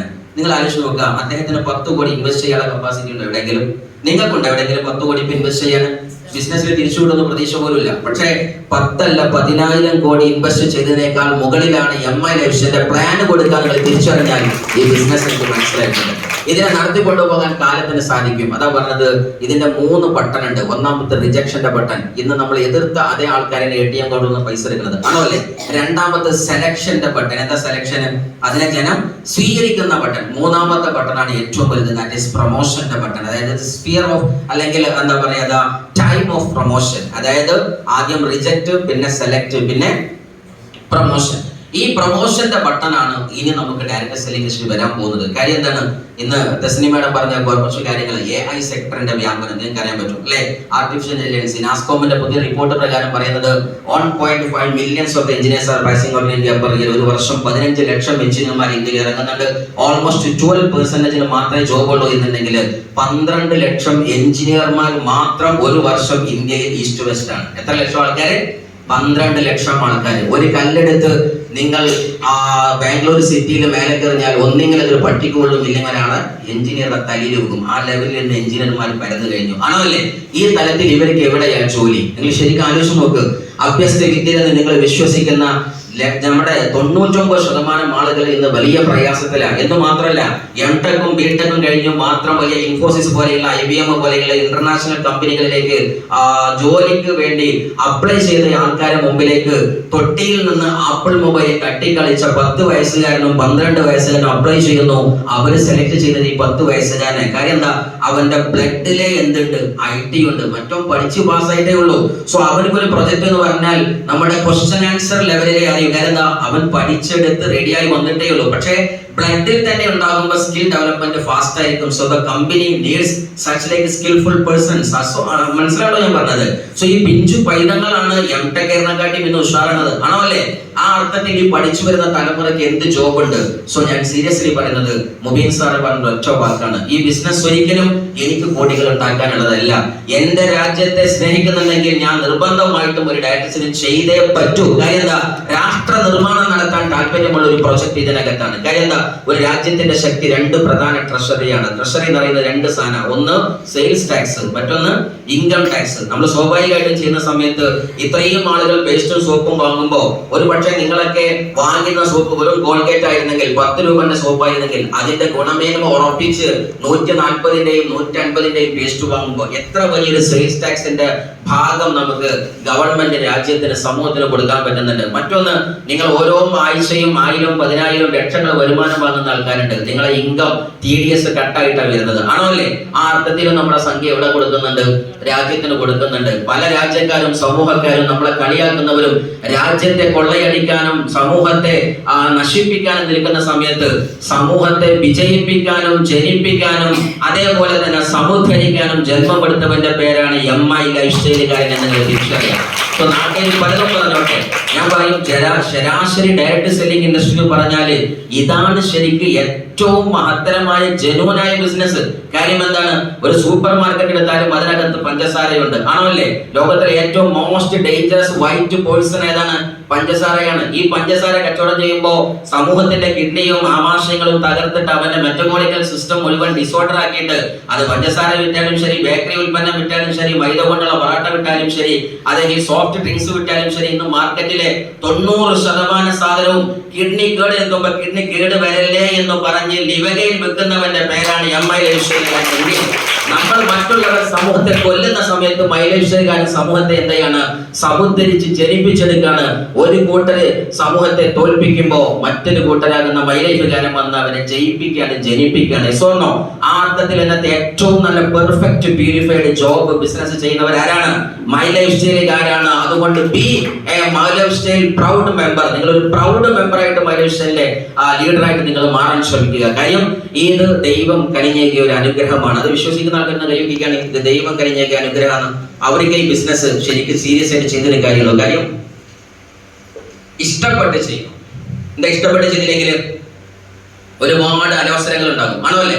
ഇഷ്ടപ്പെടാതെ ചെയ്താലോ സ്വാഭാവികമായിട്ടും പെയിൻഫുൾ ആണ്. നമ്മൾ സമയത്ത് ഇങ്ങനെ നോക്കും അല്ലേ, കഴിഞ്ഞോ, കഴിയാനായോ, കഴിഞ്ഞല്ലോ, കഴിഞ്ഞിട്ടില്ലല്ലോ അല്ലേ? എപ്പോഴും പറയാറുണ്ട്, സമയം നോക്കാതെ ഡയറക്ട് സെല്ലിംഗ് ഇൻഡസ്ട്രി ചെയ്യുന്നവൻ ബില്ല് നോക്കാതെ ഒരു നാൾ പർച്ചേസ് ചെയ്യുന്നുണ്ടാകും. ഈ സത്യത്തെ തിരിച്ചറിയാം. എന്താ വേണ്ടത്? സമയം നോക്കാതെ MI ലൈഫ് സ്റ്റൈൽ ചെയ്യുന്നവൻ ബില്ല് നോക്കാതെ പർച്ചേസ് ചെയ്യും. ഇന്ന് നമ്മൾ എങ്ങനെ പർച്ചേസ് ചെയ്യുന്നത്? മൈ ലൈഫിൽ വരുന്നതിന് മുന്നേ അല്ലെ, ഏത് സാധനം എടുത്താലും അടുത്ത് നമ്മൾ ടെക്സ്റ്റൈൽസ് കൊണ്ടായാൽ പെണ്ണുങ്ങൾ ഇങ്ങനെ പൊന്തിച്ചോക്കലാണ്. അപ്പൊ നമ്മൾ ആ സാധനത്തിന്റെ കളർ, ആ റേറ്റ് ആദ്യം കാണും അല്ലെ. ആ റേറ്റ് 2500 3800 കാണുമ്പോൾ നമ്മൾ പറയും ഈ മഞ്ഞ രസല്ലേ എനിക്ക് എന്ന് പറയും. രസം അത് പോക്കറ്റിനാണ്, അത് നമുക്ക് എല്ലാവരും ഉള്ളൂ, പറഞ്ഞാണെങ്കിൽ മനസ്സിലാവുള്ളൂ, ആണോ അല്ലേ? എത്ര കാലം ഈ കൊള്ളു പറയും. നിങ്ങൾ ആലോചിച്ച് നോക്ക്, അവനാന്റെ പെണ്ണുങ്ങൾക്ക് അല്ലെങ്കിൽ അവനാന്റെ മക്കൾക്ക് അല്ലെങ്കിൽ പിന്നെ ആർക്ക് വേണ്ടി ഈ ജീവിതം? അവനാന്റെ അമ്മക്കും ഉമ്മക്കും അല്ലെങ്കിൽ ആർക്കാണ് ഈ ജീവിതം? നിങ്ങൾ ആലോചിച്ച് നോക്കുക. അതിനൊരു തീരുമാനം വേണ്ടേ? നിങ്ങൾ ശരിക്കും ചിന്തിച്ചു നോക്കുക. നമ്മൾ ഇന്ന് ഓരോരുത്തരും ഇന്ന് കണ്ണാടിക്ക് മുമ്പിൽ പോയി നിൽക്കുക. ഇന്ന് രാത്രി നിന്നിട്ട് ആ കണ്ണാടി നോക്കിയിട്ട് അതിന് മുന്നേ നിങ്ങൾ നിങ്ങളുടെ കുടുംബത്തിന്റെ റൂമിലേക്ക് ഒന്ന് യാത്രയാവുക. അവിടെ സുന്ദരമായിട്ട് നിങ്ങളുടെ മക്കൾ ഉറങ്ങുന്നുണ്ട്, നിങ്ങളുടെ അമ്മയോ ഉമ്മയോ ഉറങ്ങുന്നുണ്ട്, രക്ഷിതാക്കളുണ്ട്, നിങ്ങളുടെ വൈഫ് ഉറങ്ങുന്നുണ്ട്, അല്ലെങ്കിൽ നിങ്ങളുടെ ഹസ്ബൻഡ് ഉറങ്ങുന്നുണ്ട്. ഈ ആളുകൾക്കൊക്കെ ആരെയാ പ്രതീക്ഷ? ആ കുടുംബനാഥനെയാണ്, ആണോ അല്ലേ? എനിക്ക് എന്തു പറ്റിയാലും നോക്കാൻ എൻ്റെ ചേട്ടനുണ്ട്, എൻ്റെ പിതാവുണ്ട്, എൻ്റെ അച്ഛനുണ്ട്, ആണോ അല്ലേ? പക്ഷേ നമ്മൾ കണ്ണാടി പോയിട്ട് നോക്ക്, അത്ര ചിന്തിക്കാൻ മാത്രം എന്ത് കപ്പാസിറ്റിയാണ് എനിക്കുള്ളത്? വയസ്സ് 40 കഴിഞ്ഞു, അല്ലെങ്കിൽ 50 കഴിഞ്ഞു, അല്ലെങ്കിൽ 60 കഴിഞ്ഞു, പ്രഷർ അങ്ങേതല്ല, പ്രമേയം ഇങ്ങേതല്ല, മുട്ടുവരെ എവിടെയൊക്കെയോ, ആകെ ശരീരം പഞ്ചറാണ്, ആണോ അല്ലേ? ഏത് സമയത്തും നമ്മൾ ഭീതിയോടെ നിൽക്കുന്നത്. ഒരു വേദന ഉള്ളുകൂടി പോകുന്നതിന് ഭീതിയാണ്. ദൈവമേ തീർന്നോ? പക്ഷെ അപ്പോഴും ആ കുട്ടിക്ക് പ്രതീക്ഷയുണ്ട്, എൻ്റെ അച്ഛനുണ്ടെന്ന്. അതുകൊണ്ട് ആ അച്ഛനോട് എനിക്കൊരു വാക്ക്, ആ അമ്മയോടൊരു വാക്ക്. ആ കുടുംബം പ്രതീക്ഷിക്കുന്നത് നിങ്ങളെയാണെങ്കിൽ അത് തിരിച്ചു കൊടുക്കാൻ ഇനി ദൈവം നിങ്ങൾക്ക് കനിഞ്ഞേക്ക് നൽകിയ വിളക്കിന്റെ പേരാണ് MI ലൈഫ് സ്റ്റൈൽ എന്ന് നിങ്ങൾ ആലോചിക്കുക. അത് ഏറ്റെടുക്കാൻ ശ്രമിക്കുക. നിങ്ങൾ അയൽപക്കത്താണെങ്കിൽ നമ്മൾ ശരാശരി എപ്പോഴും ഹദീസിന്റെ ഭാഷയിൽ പറയാറുണ്ട്, അയൽവാസി പട്ടിണി കിടക്കുമ്പോൾ വയറ് നിറച്ചുണ്ണുന്നവൻ നമ്മിൽപ്പെട്ടവനല്ല അല്ലേ? അതിന്റെ വിശദീകരണങ്ങളാകുന്ന ഹദീസുകളുടെ തഫാസീർ നോക്കുന്ന സമയത്ത് ഞെട്ടിപ്പിക്കുന്ന ചില സത്യങ്ങളാണ്. സംശയമുള്ള ആളുകൾക്ക് അത് നോക്കി മനസ്സിലാക്കാൻ പറ്റും. അയൽവാസി പട്ടിണി കിടക്കുമ്പോഴല്ല, പട്ടിണി കിടക്കുന്ന അവസ്ഥയിലാണെങ്കിലും വയറ് നിറച്ച് ഉണ്ണുന്ന അവസ്ഥയിലേക്ക് മാറുന്നവർ നമ്മിൽപ്പെട്ടവല്ല. 2 അവസ്ഥകളാണ്. ഒന്നുകൂടി പറഞ്ഞാല്, അയൽവാസി പട്ടിണി കിടക്കുന്ന അവസ്ഥയിലാകുമെന്ന് അറിയുകയും ഞാൻ പട്ടിണി കിടക്കാതെ വളർന്നു പോകുമെന്ന് ഉറപ്പാകുകയും ചെയ്തിട്ട് അവനോട് പറയാതിരിക്കുന്നതും തെറ്റാണെങ്കിൽ മൈ ലൈഫ് സ്റ്റൈൽ പോലുള്ള പ്രൊജക്ട് സമൂഹത്തിന് കൊടുക്കൽ നിർബന്ധമായിട്ടും ഒരു വിശ്വാസത്തിന്റെ ഭാഗമാണ്. ആ വിശ്വാസം നെഞ്ചിലേറ്റ് നിങ്ങൾ ആ കാര്യങ്ങൾ ചെയ്യുക. കാര്യം നമ്മൾ എന്താ ചെയ്യുന്നത്? ജനങ്ങൾക്ക് ആരോഗ്യം കൊടുക്കുന്നു, വരുമാനം കൊടുക്കുന്നു. 5 വർഷം കഴിഞ്ഞു, ഇന്ന് ഇൻഡസ്ട്രിയിൽ ഒരുപാട് നേടാൻ പറ്റിയിട്ട് ഏകദേശം 1/2 കോടിയുടെ അടുത്ത് റുപിക ഇന്ന് മൈ ലൈഫ് സ്റ്റൈലിലൂടെ റെക്കോർഡ് വരുമാനമായിട്ട് എനിക്ക് പല വട്ടങ്ങളായിട്ട് വാങ്ങാൻ പറ്റിയിട്ടുണ്ട്. ആഴ്ച വരുമാനം 1.5 ലക്ഷത്തിന് മുകളിലും പലവട്ടം വാങ്ങിയിട്ടുണ്ട്. തുടങ്ങി മാത്രമല്ല, ഞാൻ മൈ ലൈഫ് സ്റ്റൈലിൽ NTC ആയിട്ട് ആകെ 2 മാസമായിട്ടുള്ളൂ. മൈ ലൈഫ് NTC കൊടുക്കുന്ന എല്ലാ സാധനം എല്ലാ മാസവും വാങ്ങിക്കൊണ്ടിരിക്കുന്നുണ്ട്. ഒരു കുഴപ്പമില്ലാതെ പോകുന്നുണ്ട് കാര്യങ്ങളൊക്കെ. ഞാൻ സീരിയസ്ലി നിങ്ങളുടെ ഒറ്റ കാര്യം പറയുന്നുള്ളൂ മക്കളെ, നമ്മൾ NTC വരെ ഒന്ന് മത്സരിച്ചു നിൽക്കാം. NTCക്ക് ശേഷം നിങ്ങൾ എന്തെങ്കിലുമൊക്കെ, നമ്മൾ എപ്പോഴും മൈ ലൈഫ് പറയുന്ന ഒരു വാക്കുണ്ട്, STC നിങ്ങളുടെ ബിസിനസ് മനസ്സിലാക്കാനുള്ള കാലയളവാണ്, RTC നിങ്ങളുടെ ടീം സെറ്റ് ആവാനുള്ള കാലയളവാണ്, NTC നിങ്ങളുടെ ഇൻകം സേഫ് ആക്കാനുള്ള കാലയളവാണ്. ഇങ്ങനെ ഒരു പ്ലാൻ നിങ്ങൾ പഠിച്ചാൽ ജന്മത്തിൽ ഒരിക്കലും തോൽക്കുന്നുണ്ടാവില്ല.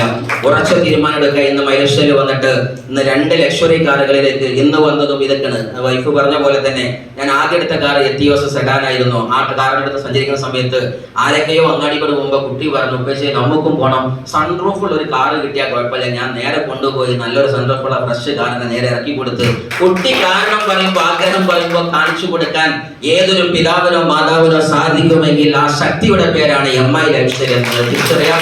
അങ്ങനെ ലക്ഷറി കാറിലേക്ക് ലൈഫ് സ്റ്റൈൽ മാറിയിട്ടുണ്ട്. ഞാൻ കാർ എടുത്തതോ അല്ലെങ്കിൽ ഞാൻ നേടിയ വരുമാനമോ അല്ല എന്റെ ഏറ്റവും വലിയ സന്തോഷം. എന്റെ കൈ പിടിച്ച് ഇവിടെ വന്ന ജുനൈദിനെ പോലെയുള്ള, ഓവൈസിനെ പോലെയുള്ള, ഞാൻ പഠിപ്പിച്ച എന്റെ ഡിഗ്രിയും +2 ഡിപ്പാർട്ട്മെന്റിലൊക്കെ വിദ്യാർത്ഥി മക്കളെ, മക്കളെ PG ഡിപ്പാർട്ട്മെന്റ് ഒക്കെ നിർത്ത്, നിങ്ങളൊക്കെ മെയിൻ സാർ അവിടെ ഇങ്ങോട്ട് പോകുന്നത്, നിങ്ങൾ ആണ്ട് പോകണ്ട, അവിടെ പ്രത്യേകിച്ചൊന്നുമില്ല എന്ന് പറഞ്ഞിട്ട് ഞാൻ അവരെ കൈ പിടിച്ചു. ഇന്ന് അവരുടെ റൈറ്റും ലെഫ്റ്റിലും RTC ടച്ചിങ് ആയിട്ടും STC ടച്ചിങ്ങിലും RTC കവർ ചെയ്തുകൊണ്ടിരിക്കുന്ന തലത്തിലേക്ക് വളർന്നെങ്കിൽ ഈ കമ്പനിയിൽ ഏറ്റവും ഞാൻ സന്തോഷിക്കുന്നത് ആ വിഷയമാണ്. നമ്മളെ കൂടെ വന്ന 100 കണക്കിന് ആളുകൾക്ക് ചെറുതും വലുതുമായ വരുമാനം, അവരത് ലക്ഷറി കാറുകളിലേക്ക് ലൈഫ് സ്റ്റൈൽ മാറിയിട്ടുണ്ട്. വലിയ ടീമിനെ ഓൾ ഓവർ കേരളയിൽ ഹോൾഡ് ചെയ്യുന്നുണ്ട്. അവരുടെ ഡെവലപ്മെന്റ് നിങ്ങൾ ആലോചിച്ച് നോക്കുക. ഇൻകം പ്ലാൻ പറയുന്നത് നമ്മുടെ ഹസീന ബീഗം വീട്ടമ്മയിൽ നിന്ന് അന്താരാഷ്ട്ര വുമണായി മാറിക്കൊണ്ടിരിക്കുന്ന ഹസീനയെ പോലെയുള്ള 100 കണക്കിന് വീട്ടമ്മമാരെ നമുക്ക് വാർത്തെടുക്കാൻ പറ്റിയെന്നതാണ് ഞാൻ ഇൻഡസ്ട്രിയിൽ ഏറ്റവും കണ്ട ബ്യൂട്ടി. കാരണം എന്താണ്, കിട്ടിയ പൈസയേക്കാൾ വലുതാണ് നമുക്ക് കിട്ടുന്ന സ്കില്ല്. ആണോ അല്ലേ? സ്കില്ലുകൊണ്ട് നമുക്ക് എന്തും നേടിയെടുക്കാനാണ്. കാരണം ലോകത്തിലെ ഏറ്റവും വലുത് സ്കില്ലാണ്, പൈസയല്ല. പൈസ ഒരു പക്ഷേ അൽമാലും എന്തെങ്കിലും ആകും, പക്ഷേ സ്കില്ല് ഒരിക്കലും നശിച്ചു പോകില്ല. അതുകൊണ്ട് നിർബന്ധമായിട്ടും ഈ ബിസിനസ്സിനെ നിങ്ങൾ സെൽഫ് ഡെവലപ്മെന്റ്, എന്റെ വൈഫ് പറഞ്ഞ വാക്ക് സെൽഫ് ട്രാൻസ്ഫോർമേഷൻ, നിങ്ങൾ ഒരു സീറോയിൽ നിന്ന് ഹീറോയിലേക്ക് മാറുന്നതിന് വേണ്ടിയുള്ള പ്രതിഭാസത്തിന്റെ പേരാണ് MI ലൈഫ് സ്റ്റൈൽ എന്ന് തിരിച്ചറിയുക. അതുകൊണ്ട് കുറച്ചു കാര്യങ്ങൾ മാത്രം സൂചിപ്പിക്കുന്നു. പ്രോഗ്രാമുകൾ മാക്സിമം പ്രൊമോട്ട് ചെയ്യുക, ലീഡർമാരെ കൈപിടിക്കുക, വിടാതിരിക്കുക, ഇഷ്ടത്തോടെ കേൾക്കാൻ ശ്രമിക്കുക. 100% നമ്മൾ ഡിറ്റർമൈൻഡ് ആയിരിക്കുന്ന ഒരു തീരുമാനം എടുക്കുക. ലീഡർ എന്തു പറയുന്നുവോ അത് വേദവാക്യമായി വിശ്വസിക്കുക. മറുചോദ്യങ്ങൾ പലതുണ്ടെങ്കിലും ശരി, ബഹുമാനം ആദരവ് നിലനിർത്തി മാത്രം അത് ചോദിക്കാൻ ശ്രമിക്കുക. ഞാൻ മാറേണ്ടതുണ്ടെന്ന് സ്വയം മനസ്സിലാക്കുക. എക്സ്ട്രാ ഓർഡിനറിയിലേക്കാണ് ഓർഡിനറിയിൽ നിന്ന് നിങ്ങൾ മാറുന്നതെങ്കിൽ, do you want to be extraordinary? താല്പര്യമുള്ള കാര്യം കഴിയുകയാണ്. എക്സ്ട്രാ ഓർഡിനറി ആവാൻ താല്പര്യമുള്ളത്, അല്ല ഓർഡിനറി ആയാൽ മതിയോ? എന്താ ഓർഡിനറി എന്ന് പറഞ്ഞാൽ ചേച്ചി? ഓടി നാറിയാൽ അയാളുടെ പേരെന്താവും? ഓർഡിനറി എന്ന് പറയും. അയാൾ കുറെ ഓടിക്കണം, പാകം നാറിയിക്കണം, അപ്പൊ എന്ത് പറയും? അങ്ങനല്ലേ ഓർഡിനറി എന്ന് പറഞ്ഞാല്? അങ്ങനെ ഒരു മിഡിൽ ക്ലാസ് ഫാമിലിയിൽ നിന്ന് നിങ്ങൾക്ക് ഒരു ഹൈ ക്ലാസ് ലക്ഷറി ഫാമിലിയിലേക്ക്, ഒരു എന്താ പറയാ വലിയ ഉന്നതത്തിലേക്ക് നിങ്ങൾക്ക് മാറാൻ താല്പര്യം. എന്താ മിഡിൽ ക്ലാസ് എന്ന് പറഞ്ഞാല്? മിഡിൽ ക്ലാസ് എന്ന് പറഞ്ഞാൽ ആരാണ്? മിഡിൽ ക്ലാസ് എന്ന് പറഞ്ഞാൽ എല്ലാം വെടിഞ്ഞ് നിർത്തുന്ന ആൾക്കാർ. അതായത് പെരപ്പണി ഇങ്ങനെ തുടങ്ങും, പോകിച്ചാൽ നിർത്തും. അങ്ങനെ അതേപോലെ എന്ത് പരിപാടി നിങ്ങൾ നടുവിൽ നിർത്തും. അങ്ങനെ എന്താ ഫണ്ട് ഉണ്ടാവില്ല, ഒക്കെ ലോൺ അയക്കാറ്. അപ്പൊ ഈ നടുവിൽ വെച്ച് നിർത്തിയാൽ അവരുടെ പേരെന്താണ്? Middle class family. ഏകദേശം ഇപ്പൊ തിരിച്ചിട്ടുണ്ടാവും. ഓക്കെ, അപ്പൊ ലോൺ വാങ്ങിയിരിക്കുമ്പോൾ മനസ്സിലാവും. അപ്പോ സീരിയസ്ലി പറഞ്ഞാല് ഈ ഓർഡിനറി ലൈഫിൽ നിന്ന് ഒരു എക്സ്ട്രാ ഓർഡിനറി ലൈഫിലേക്ക് നിങ്ങൾക്ക് പോകാൻ താല്പര്യം ഉണ്ടെങ്കിൽ, the word extra defines your destiny. ആ എക്സ്ട്രാ എന്നുള്ള പദം ഉണ്ടല്ലോ, അത് നിങ്ങളെ വിധി നിർണ്ണയിക്കും. എന്താണ് എക്സ്ട്രാ? അതിൽ നിങ്ങൾക്ക് എക്സ്ട്രാ നോളജ് വേണം, എക്സ്ട്രാ സ്കില്ല് വേണം, എക്സ്ട്രാ ബിലീഫ് വേണം, എക്സ്ട്രാ നിങ്ങളുടെ കാലിബർ വേണം, കപ്പാസിറ്റി വേണം, എക്സ്ട്രാ ലെവൽ തിങ്കിങ് ലെവൽ വേണം, എക്സ്ട്രാ ലെവലുള്ള ഡ്രീം വേണം, എക്സ്ട്രാ ലെവലുള്ള പ്ലാൻ വേണം, എക്സ്ട്രാ വിഷൻ വേണം, എക്സ്ട്രാ മിഷൻ വേണം. എക്സ്ട്രാ ആയിരിക്കുന്ന എല്ലാ കാര്യങ്ങളും ഉണ്ടെങ്കിൽ you can be extra ordinary. Otherwise ordinary ലെവലിലുള്ള കാര്യം വെച്ചുകൊണ്ട് മാത്രം നിങ്ങൾ സഞ്ചരിച്ചാൽ നിങ്ങൾ എന്താവുള്ളൂ? ഓർഡിനറി ആകുന്നുണ്ടാവുള്ളൂ. അതുകൊണ്ട് ഇവിടെ പ്ലാൻ നൽകിയ നമുക്കൊക്കെ യൂത്ത് ഐക്യന്റെ അഭിമാനമായി കൊണ്ടിരിക്കുന്ന ഒരുപാട് പയ്യൻസ്, നിങ്ങൾ ആലോചിച്ച് നോക്കുക, 18 മില്യൺ യുവാക്കളുടെ പ്രതീക്ഷയായി 2025 ഡയറക്ടേഴ്സിൽ ഇൻഡസ്ട്രി മാറുന്നതാണ്. കണ്ടിന്യൂസ് ക്ലാസ് ആയതുകൊണ്ട് പ്രശ്നമൊന്നുമില്ല. ഇന്നലെ 4-5 മണിക്കൂർ കണ്ടിന്യൂസ് ട്രെയിനിങ് ആയിരുന്നു. അപ്പോൾ ഉച്ചയ്ക്ക് ശേഷം ആൾക്കാരൊക്കെ പറഞ്ഞു, ചോറ് അയച്ചാണ് വന്നിരുന്ന സാറെ ക്ലാസ് കേട്ട് കാര്യം ഉണ്ടാവുമോ, സമയം ഉണ്ടാവുമോ? ഞാൻ പറഞ്ഞു, വന്ന് നിന്ന ഒരാഴ്ചയും ഇസ്മായിൽ മൈക്ക വെക്കൂല, ഞങ്ങളവിടെ നീക്കൂലെന്ന് പറഞ്ഞു. അവർ പോയത് ലാസ്റ്റ് 6 മണിയായപ്പോഴാണ്. 2 മണിക്ക് വന്ന ആൾക്കാർ 6 മണി വരെ കഴിക്കണമെന്ന് പറഞ്ഞു. അപ്പോൾ സംസാരം ലീഡേഴ്സിന് ഓവറായിരിക്കും, അതുകൊണ്ടായിരിക്കും. നോ പ്രോബ്ലം, നിങ്ങളൊക്കെ ഇതിനേക്കാൾ ഭംഗിയായിട്ട് നാളെ ക്ലാസ് എടുക്കുന്നുണ്ടാവും, അത് വേറെ കഥ. സോ സീരിയസ്ലി ഇവിടെ പ്ലാൻ സുന്ദരമായിട്ടല്ല നമ്മുടെ MC കൈകാര്യം ചെയ്ത നമ്മുടെ അജ്മൽ സാറിന് നല്ലൊരു ഗൈഡ് കൊടുക്കുക. Rising star in the horizon of direct selling and MI ലൈഫ്സ്റ്റൈലിന്റെ ചക്രവാളത്തിൽ ഉദിച്ചു വരുന്ന ഒരു പൊൻതാരകമാണ്. അതേപോലെ തന്നെ നമ്മളുടെ വുമൺ എംപവർമെന്റിന് ശക്തി പകരാൻ ഒരു പെണ്ണ് അടുക്കളയിൽ തളച്ചിടേണ്ടവളല്ല. അവൾക്ക് പറക്കാൻ ഇനിയും അന്താരാഷ്ട്ര ലോകങ്ങളും ദൂരങ്ങളുമുണ്ട്. Sky is the limit for a woman. ഒരു പെണ്ണ് വിചാരിച്ചാൽ പലതും നടക്കുമെന്നതിന്റെ ഏറ്റവും വലിയ ഉദാത്ത മാതൃകളായി ഇവിടെ വരുന്ന ഓരോ സഹോദരിമാർക്കും നല്ല ശക്തിയാകുന്ന നമ്മുടെ ഹസീന ബീഗം ഇന്ന് പ്ലാൻ നൽകി. നല്ലൊരു കയ്യടി കൊടുക്കാം. അതേപോലെ തന്നെ ഇവിടെ പ്ലാൻ പ്രസന്റേഷൻ നടത്തുന്നതിനപ്പുറത്തേക്ക് ഇവിടെ ഓരോ എക്സ്പീരിയൻസ് ഷെയർ ചെയ്ത DC ലേക്കർ അബിത്തോ നമ്മുടെ ഇന്ത്യ ഭാഷയൊക്കെ മാറുന്നുണ്ട്, നാടൊക്കെ മാറിയതുകൊണ്ടാണ്. സോ സീരിയസ്ലി നമ്മുടെ DC തൊട്ട് അവസാനം നമ്മുടെ ഇതുവരെ വന്ന ആരൊക്കെയുണ്ടോ ഇതിന്റെ ഓരോ വരികൾ നിങ്ങൾ ആലോചിച്ച് നോക്കുക. ഏത് വരി നമ്മളെ കൊള്ളിക്കാന്ന് പറയാൻ പറ്റൂല. ചിലപ്പോൾ നമ്മളെ ലീഡറെ വഴി ആവണം നിർബന്ധമില്ല. ലീഡർ പറഞ്ഞ വരി വേറെ ലെവലിക്കും വേറെ ലീഡർ പറഞ്ഞ വരി അത് കൊള്ളുന്ന ലെവലും ആണോ അല്ലേ? സോ നമ്മൾ വളർത്തുന്നത് നമ്മളെ ലീഡർ മാത്രമല്ല, ഈ സമൂഹം മുഴുവനുമാണ്. എത്ര വരെ മൗനമായി നിൽക്കുന്നവന്റെ സംസാരം പോലും നമ്മളെ വളർത്തുന്നുണ്ട്, ആണോ അല്ലേ? അതുകൊണ്ട് ആരോടും പരാതികളോ ശത്രുതകളോ വേണ്ട. കാര്യം നമ്മൾ ഈ ഭൂമുഖത്ത് എന്തെങ്കിലും നേടുന്നുണ്ടെങ്കിൽ സർവ്വ ചരാചരങ്ങളും അതിന് എന്തുണ്ട്, നമുക്ക് വേണ്ടി സപ്പോർട്ട് ചെയ്തിട്ടുണ്ട്. അത് എന്താണെന്ന് നമുക്ക് തിരിച്ചറിയാത്തതുകൊണ്ടാണ്. സോ അതിനെക്കുറിച്ച് നിങ്ങൾ ഒരു ലോ ഓഫ് ഓൺനെസ് എന്നൊരു നിയമമുണ്ട്, അത് പഠിച്ചാൽ മനസ്സിലാകും. എല്ലാവരും ഒന്നാണ്, ആണോ അല്ലേ? എല്ലാവരും ഒന്നാണോ അല്ലേ? ഒന്നാണ്. എങ്ങനെ തെളിയിക്കാൻ പറ്റും? ഒറ്റടിക്ക് ഒറ്റ വാക്കിൽ പറഞ്ഞാല് ഇപ്പൊ ഈ സാധനം ചാവി മുറിച്ച് ലാസ്റ്റ് എന്തൊക്കെ എത്തും? ഒരു ആറ്റത്തിലേക്ക് എത്തും അല്ലെ? ആ ആറ്റത്തിനകത്ത് ന്യൂക്ലിയസ് ഉണ്ട്, അതിനകത്ത് ഇലക്ട്രോണും പ്രോട്ടോണും സാധനങ്ങളൊക്കെ ഉണ്ട് അല്ലെ? ഈ കുപ്പി മുറിച്ച് ലാസ്റ്റ് എടുക്കെത്തും ആൻഡ് എൻഡ് ഇൻ ആറ്റം അല്ലെ? ഈ വസ്ത്രം മുറിച്ച് ലാസ്റ്റ് എൻഡ് ഇൻ ആറ്റം. എന്റെ ബോഡി മുഴുവൻ മുറിച്ച് ലാസ്റ്റ് എന്തിലെത്തും? Atom. So everything ends and starts in atom ആണെങ്കിൽ എല്ലാം ഒണ്ണസിലാണ്. ലോകത്ത് ആണുമില്ല പെണ്ണുമില്ല മതക്കാരില്ല മുസ്ലിമില്ല ഹിന്ദുവില്ല, ഒക്കെ പേരിലുണ്ടാക്കി വെച്ചതാണ്. ഒന്നേ ഉള്ളൂ സത്യം, അത് നിങ്ങൾ എന്ന ആത്മാവ് മാത്രമാണ്. ആ ദൈവ സിദ്ധാന്തത്തെ തിരിച്ചറിയുക, അഹം ബ്രഹ്മാസ്മിയെ തിരിച്ചറിയുക, അനൽ ഹക്കിനെ തിരിച്ചറിയുക. പാർത്ഥത്തിലേക്ക് പോയാലേക്ക് നിങ്ങൾക്ക് തിരിച്ചറിയുന്നുണ്ടാകും. നമ്മളൊക്കെ ഒന്നാണ്. ആരും എന്ത് ചെയ്യണ്ട, മറ്റൊരാളെ തോൽവിക്ക് പ്രാർത്ഥിക്കരുത്. ആര് ജയിച്ചാലും ആത്മാർത്ഥമായിട്ട് കൈയടിച്ചോ. കൈയടിക്കുന്നത് നിങ്ങൾക്ക് വേറെ ഒന്നുമല്ല. അത് ആ സത്യത്തെ തിരിച്ചറിഞ്ഞാല് നമുക്ക് ഒരിക്കലും എന്തുണ്ടാവില്ല, തോൽക്കാനൊരു ഓപ്ഷൻ ഉണ്ടാവില്ല. കാരണം പ്രപഞ്ചം മനസ്സിലാക്കും എന്റെ യഥാർത്ഥ സയൻസ് ഈ മനുഷ്യൻ മനസ്സിലാക്കുന്നത്. പിന്നെ ആര് സപ്പോർട്ട് ചെയ്യും? ഈ പ്രപഞ്ചം, universe, that is the almighty power. So അത് സപ്പോർട്ട് ചെയ്യും. അതുകൊണ്ട് നിങ്ങൾ എന്ത് ചെയ്യും? എല്ലാവരും വിജയത്തിന് കൂടെ നിൽക്കുക, പുഞ്ചിരി മാത്രം സംവിധാനിക്കുക. ഇതരന്റെ അതരങ്ങളിൽ വിരിയുന്ന പുഞ്ചിരിയാണ് ജീവിതത്തിന്റെ യഥാർത്ഥ ധർമ്മം അല്ലേ? നമ്മുടെ ശബ്ദമോ നമ്മുടെ ഇടപെടലോ നമ്മുടെ ചിന്തകളോ വാക്കുകളോ ആർക്കെങ്കിലും ഒരു വിജയത്തിന് അതല്ലെങ്കിൽ ഒരു ജീവിതത്തിലെ നല്ല തീരുമാനത്തിന് വഴിയൊരുക്കിയാൽ അതിനേക്കാൾ ജീവിത സുഹൃതമായി ഒന്നുമില്ല എന്ന് ഉറച്ചു വിശ്വസിക്കുക. അങ്ങനത്തെ ആളുകൾക്കുള്ള ഉത്തരമാണ് MI ലൈഫ്സ്റ്റൈൽ.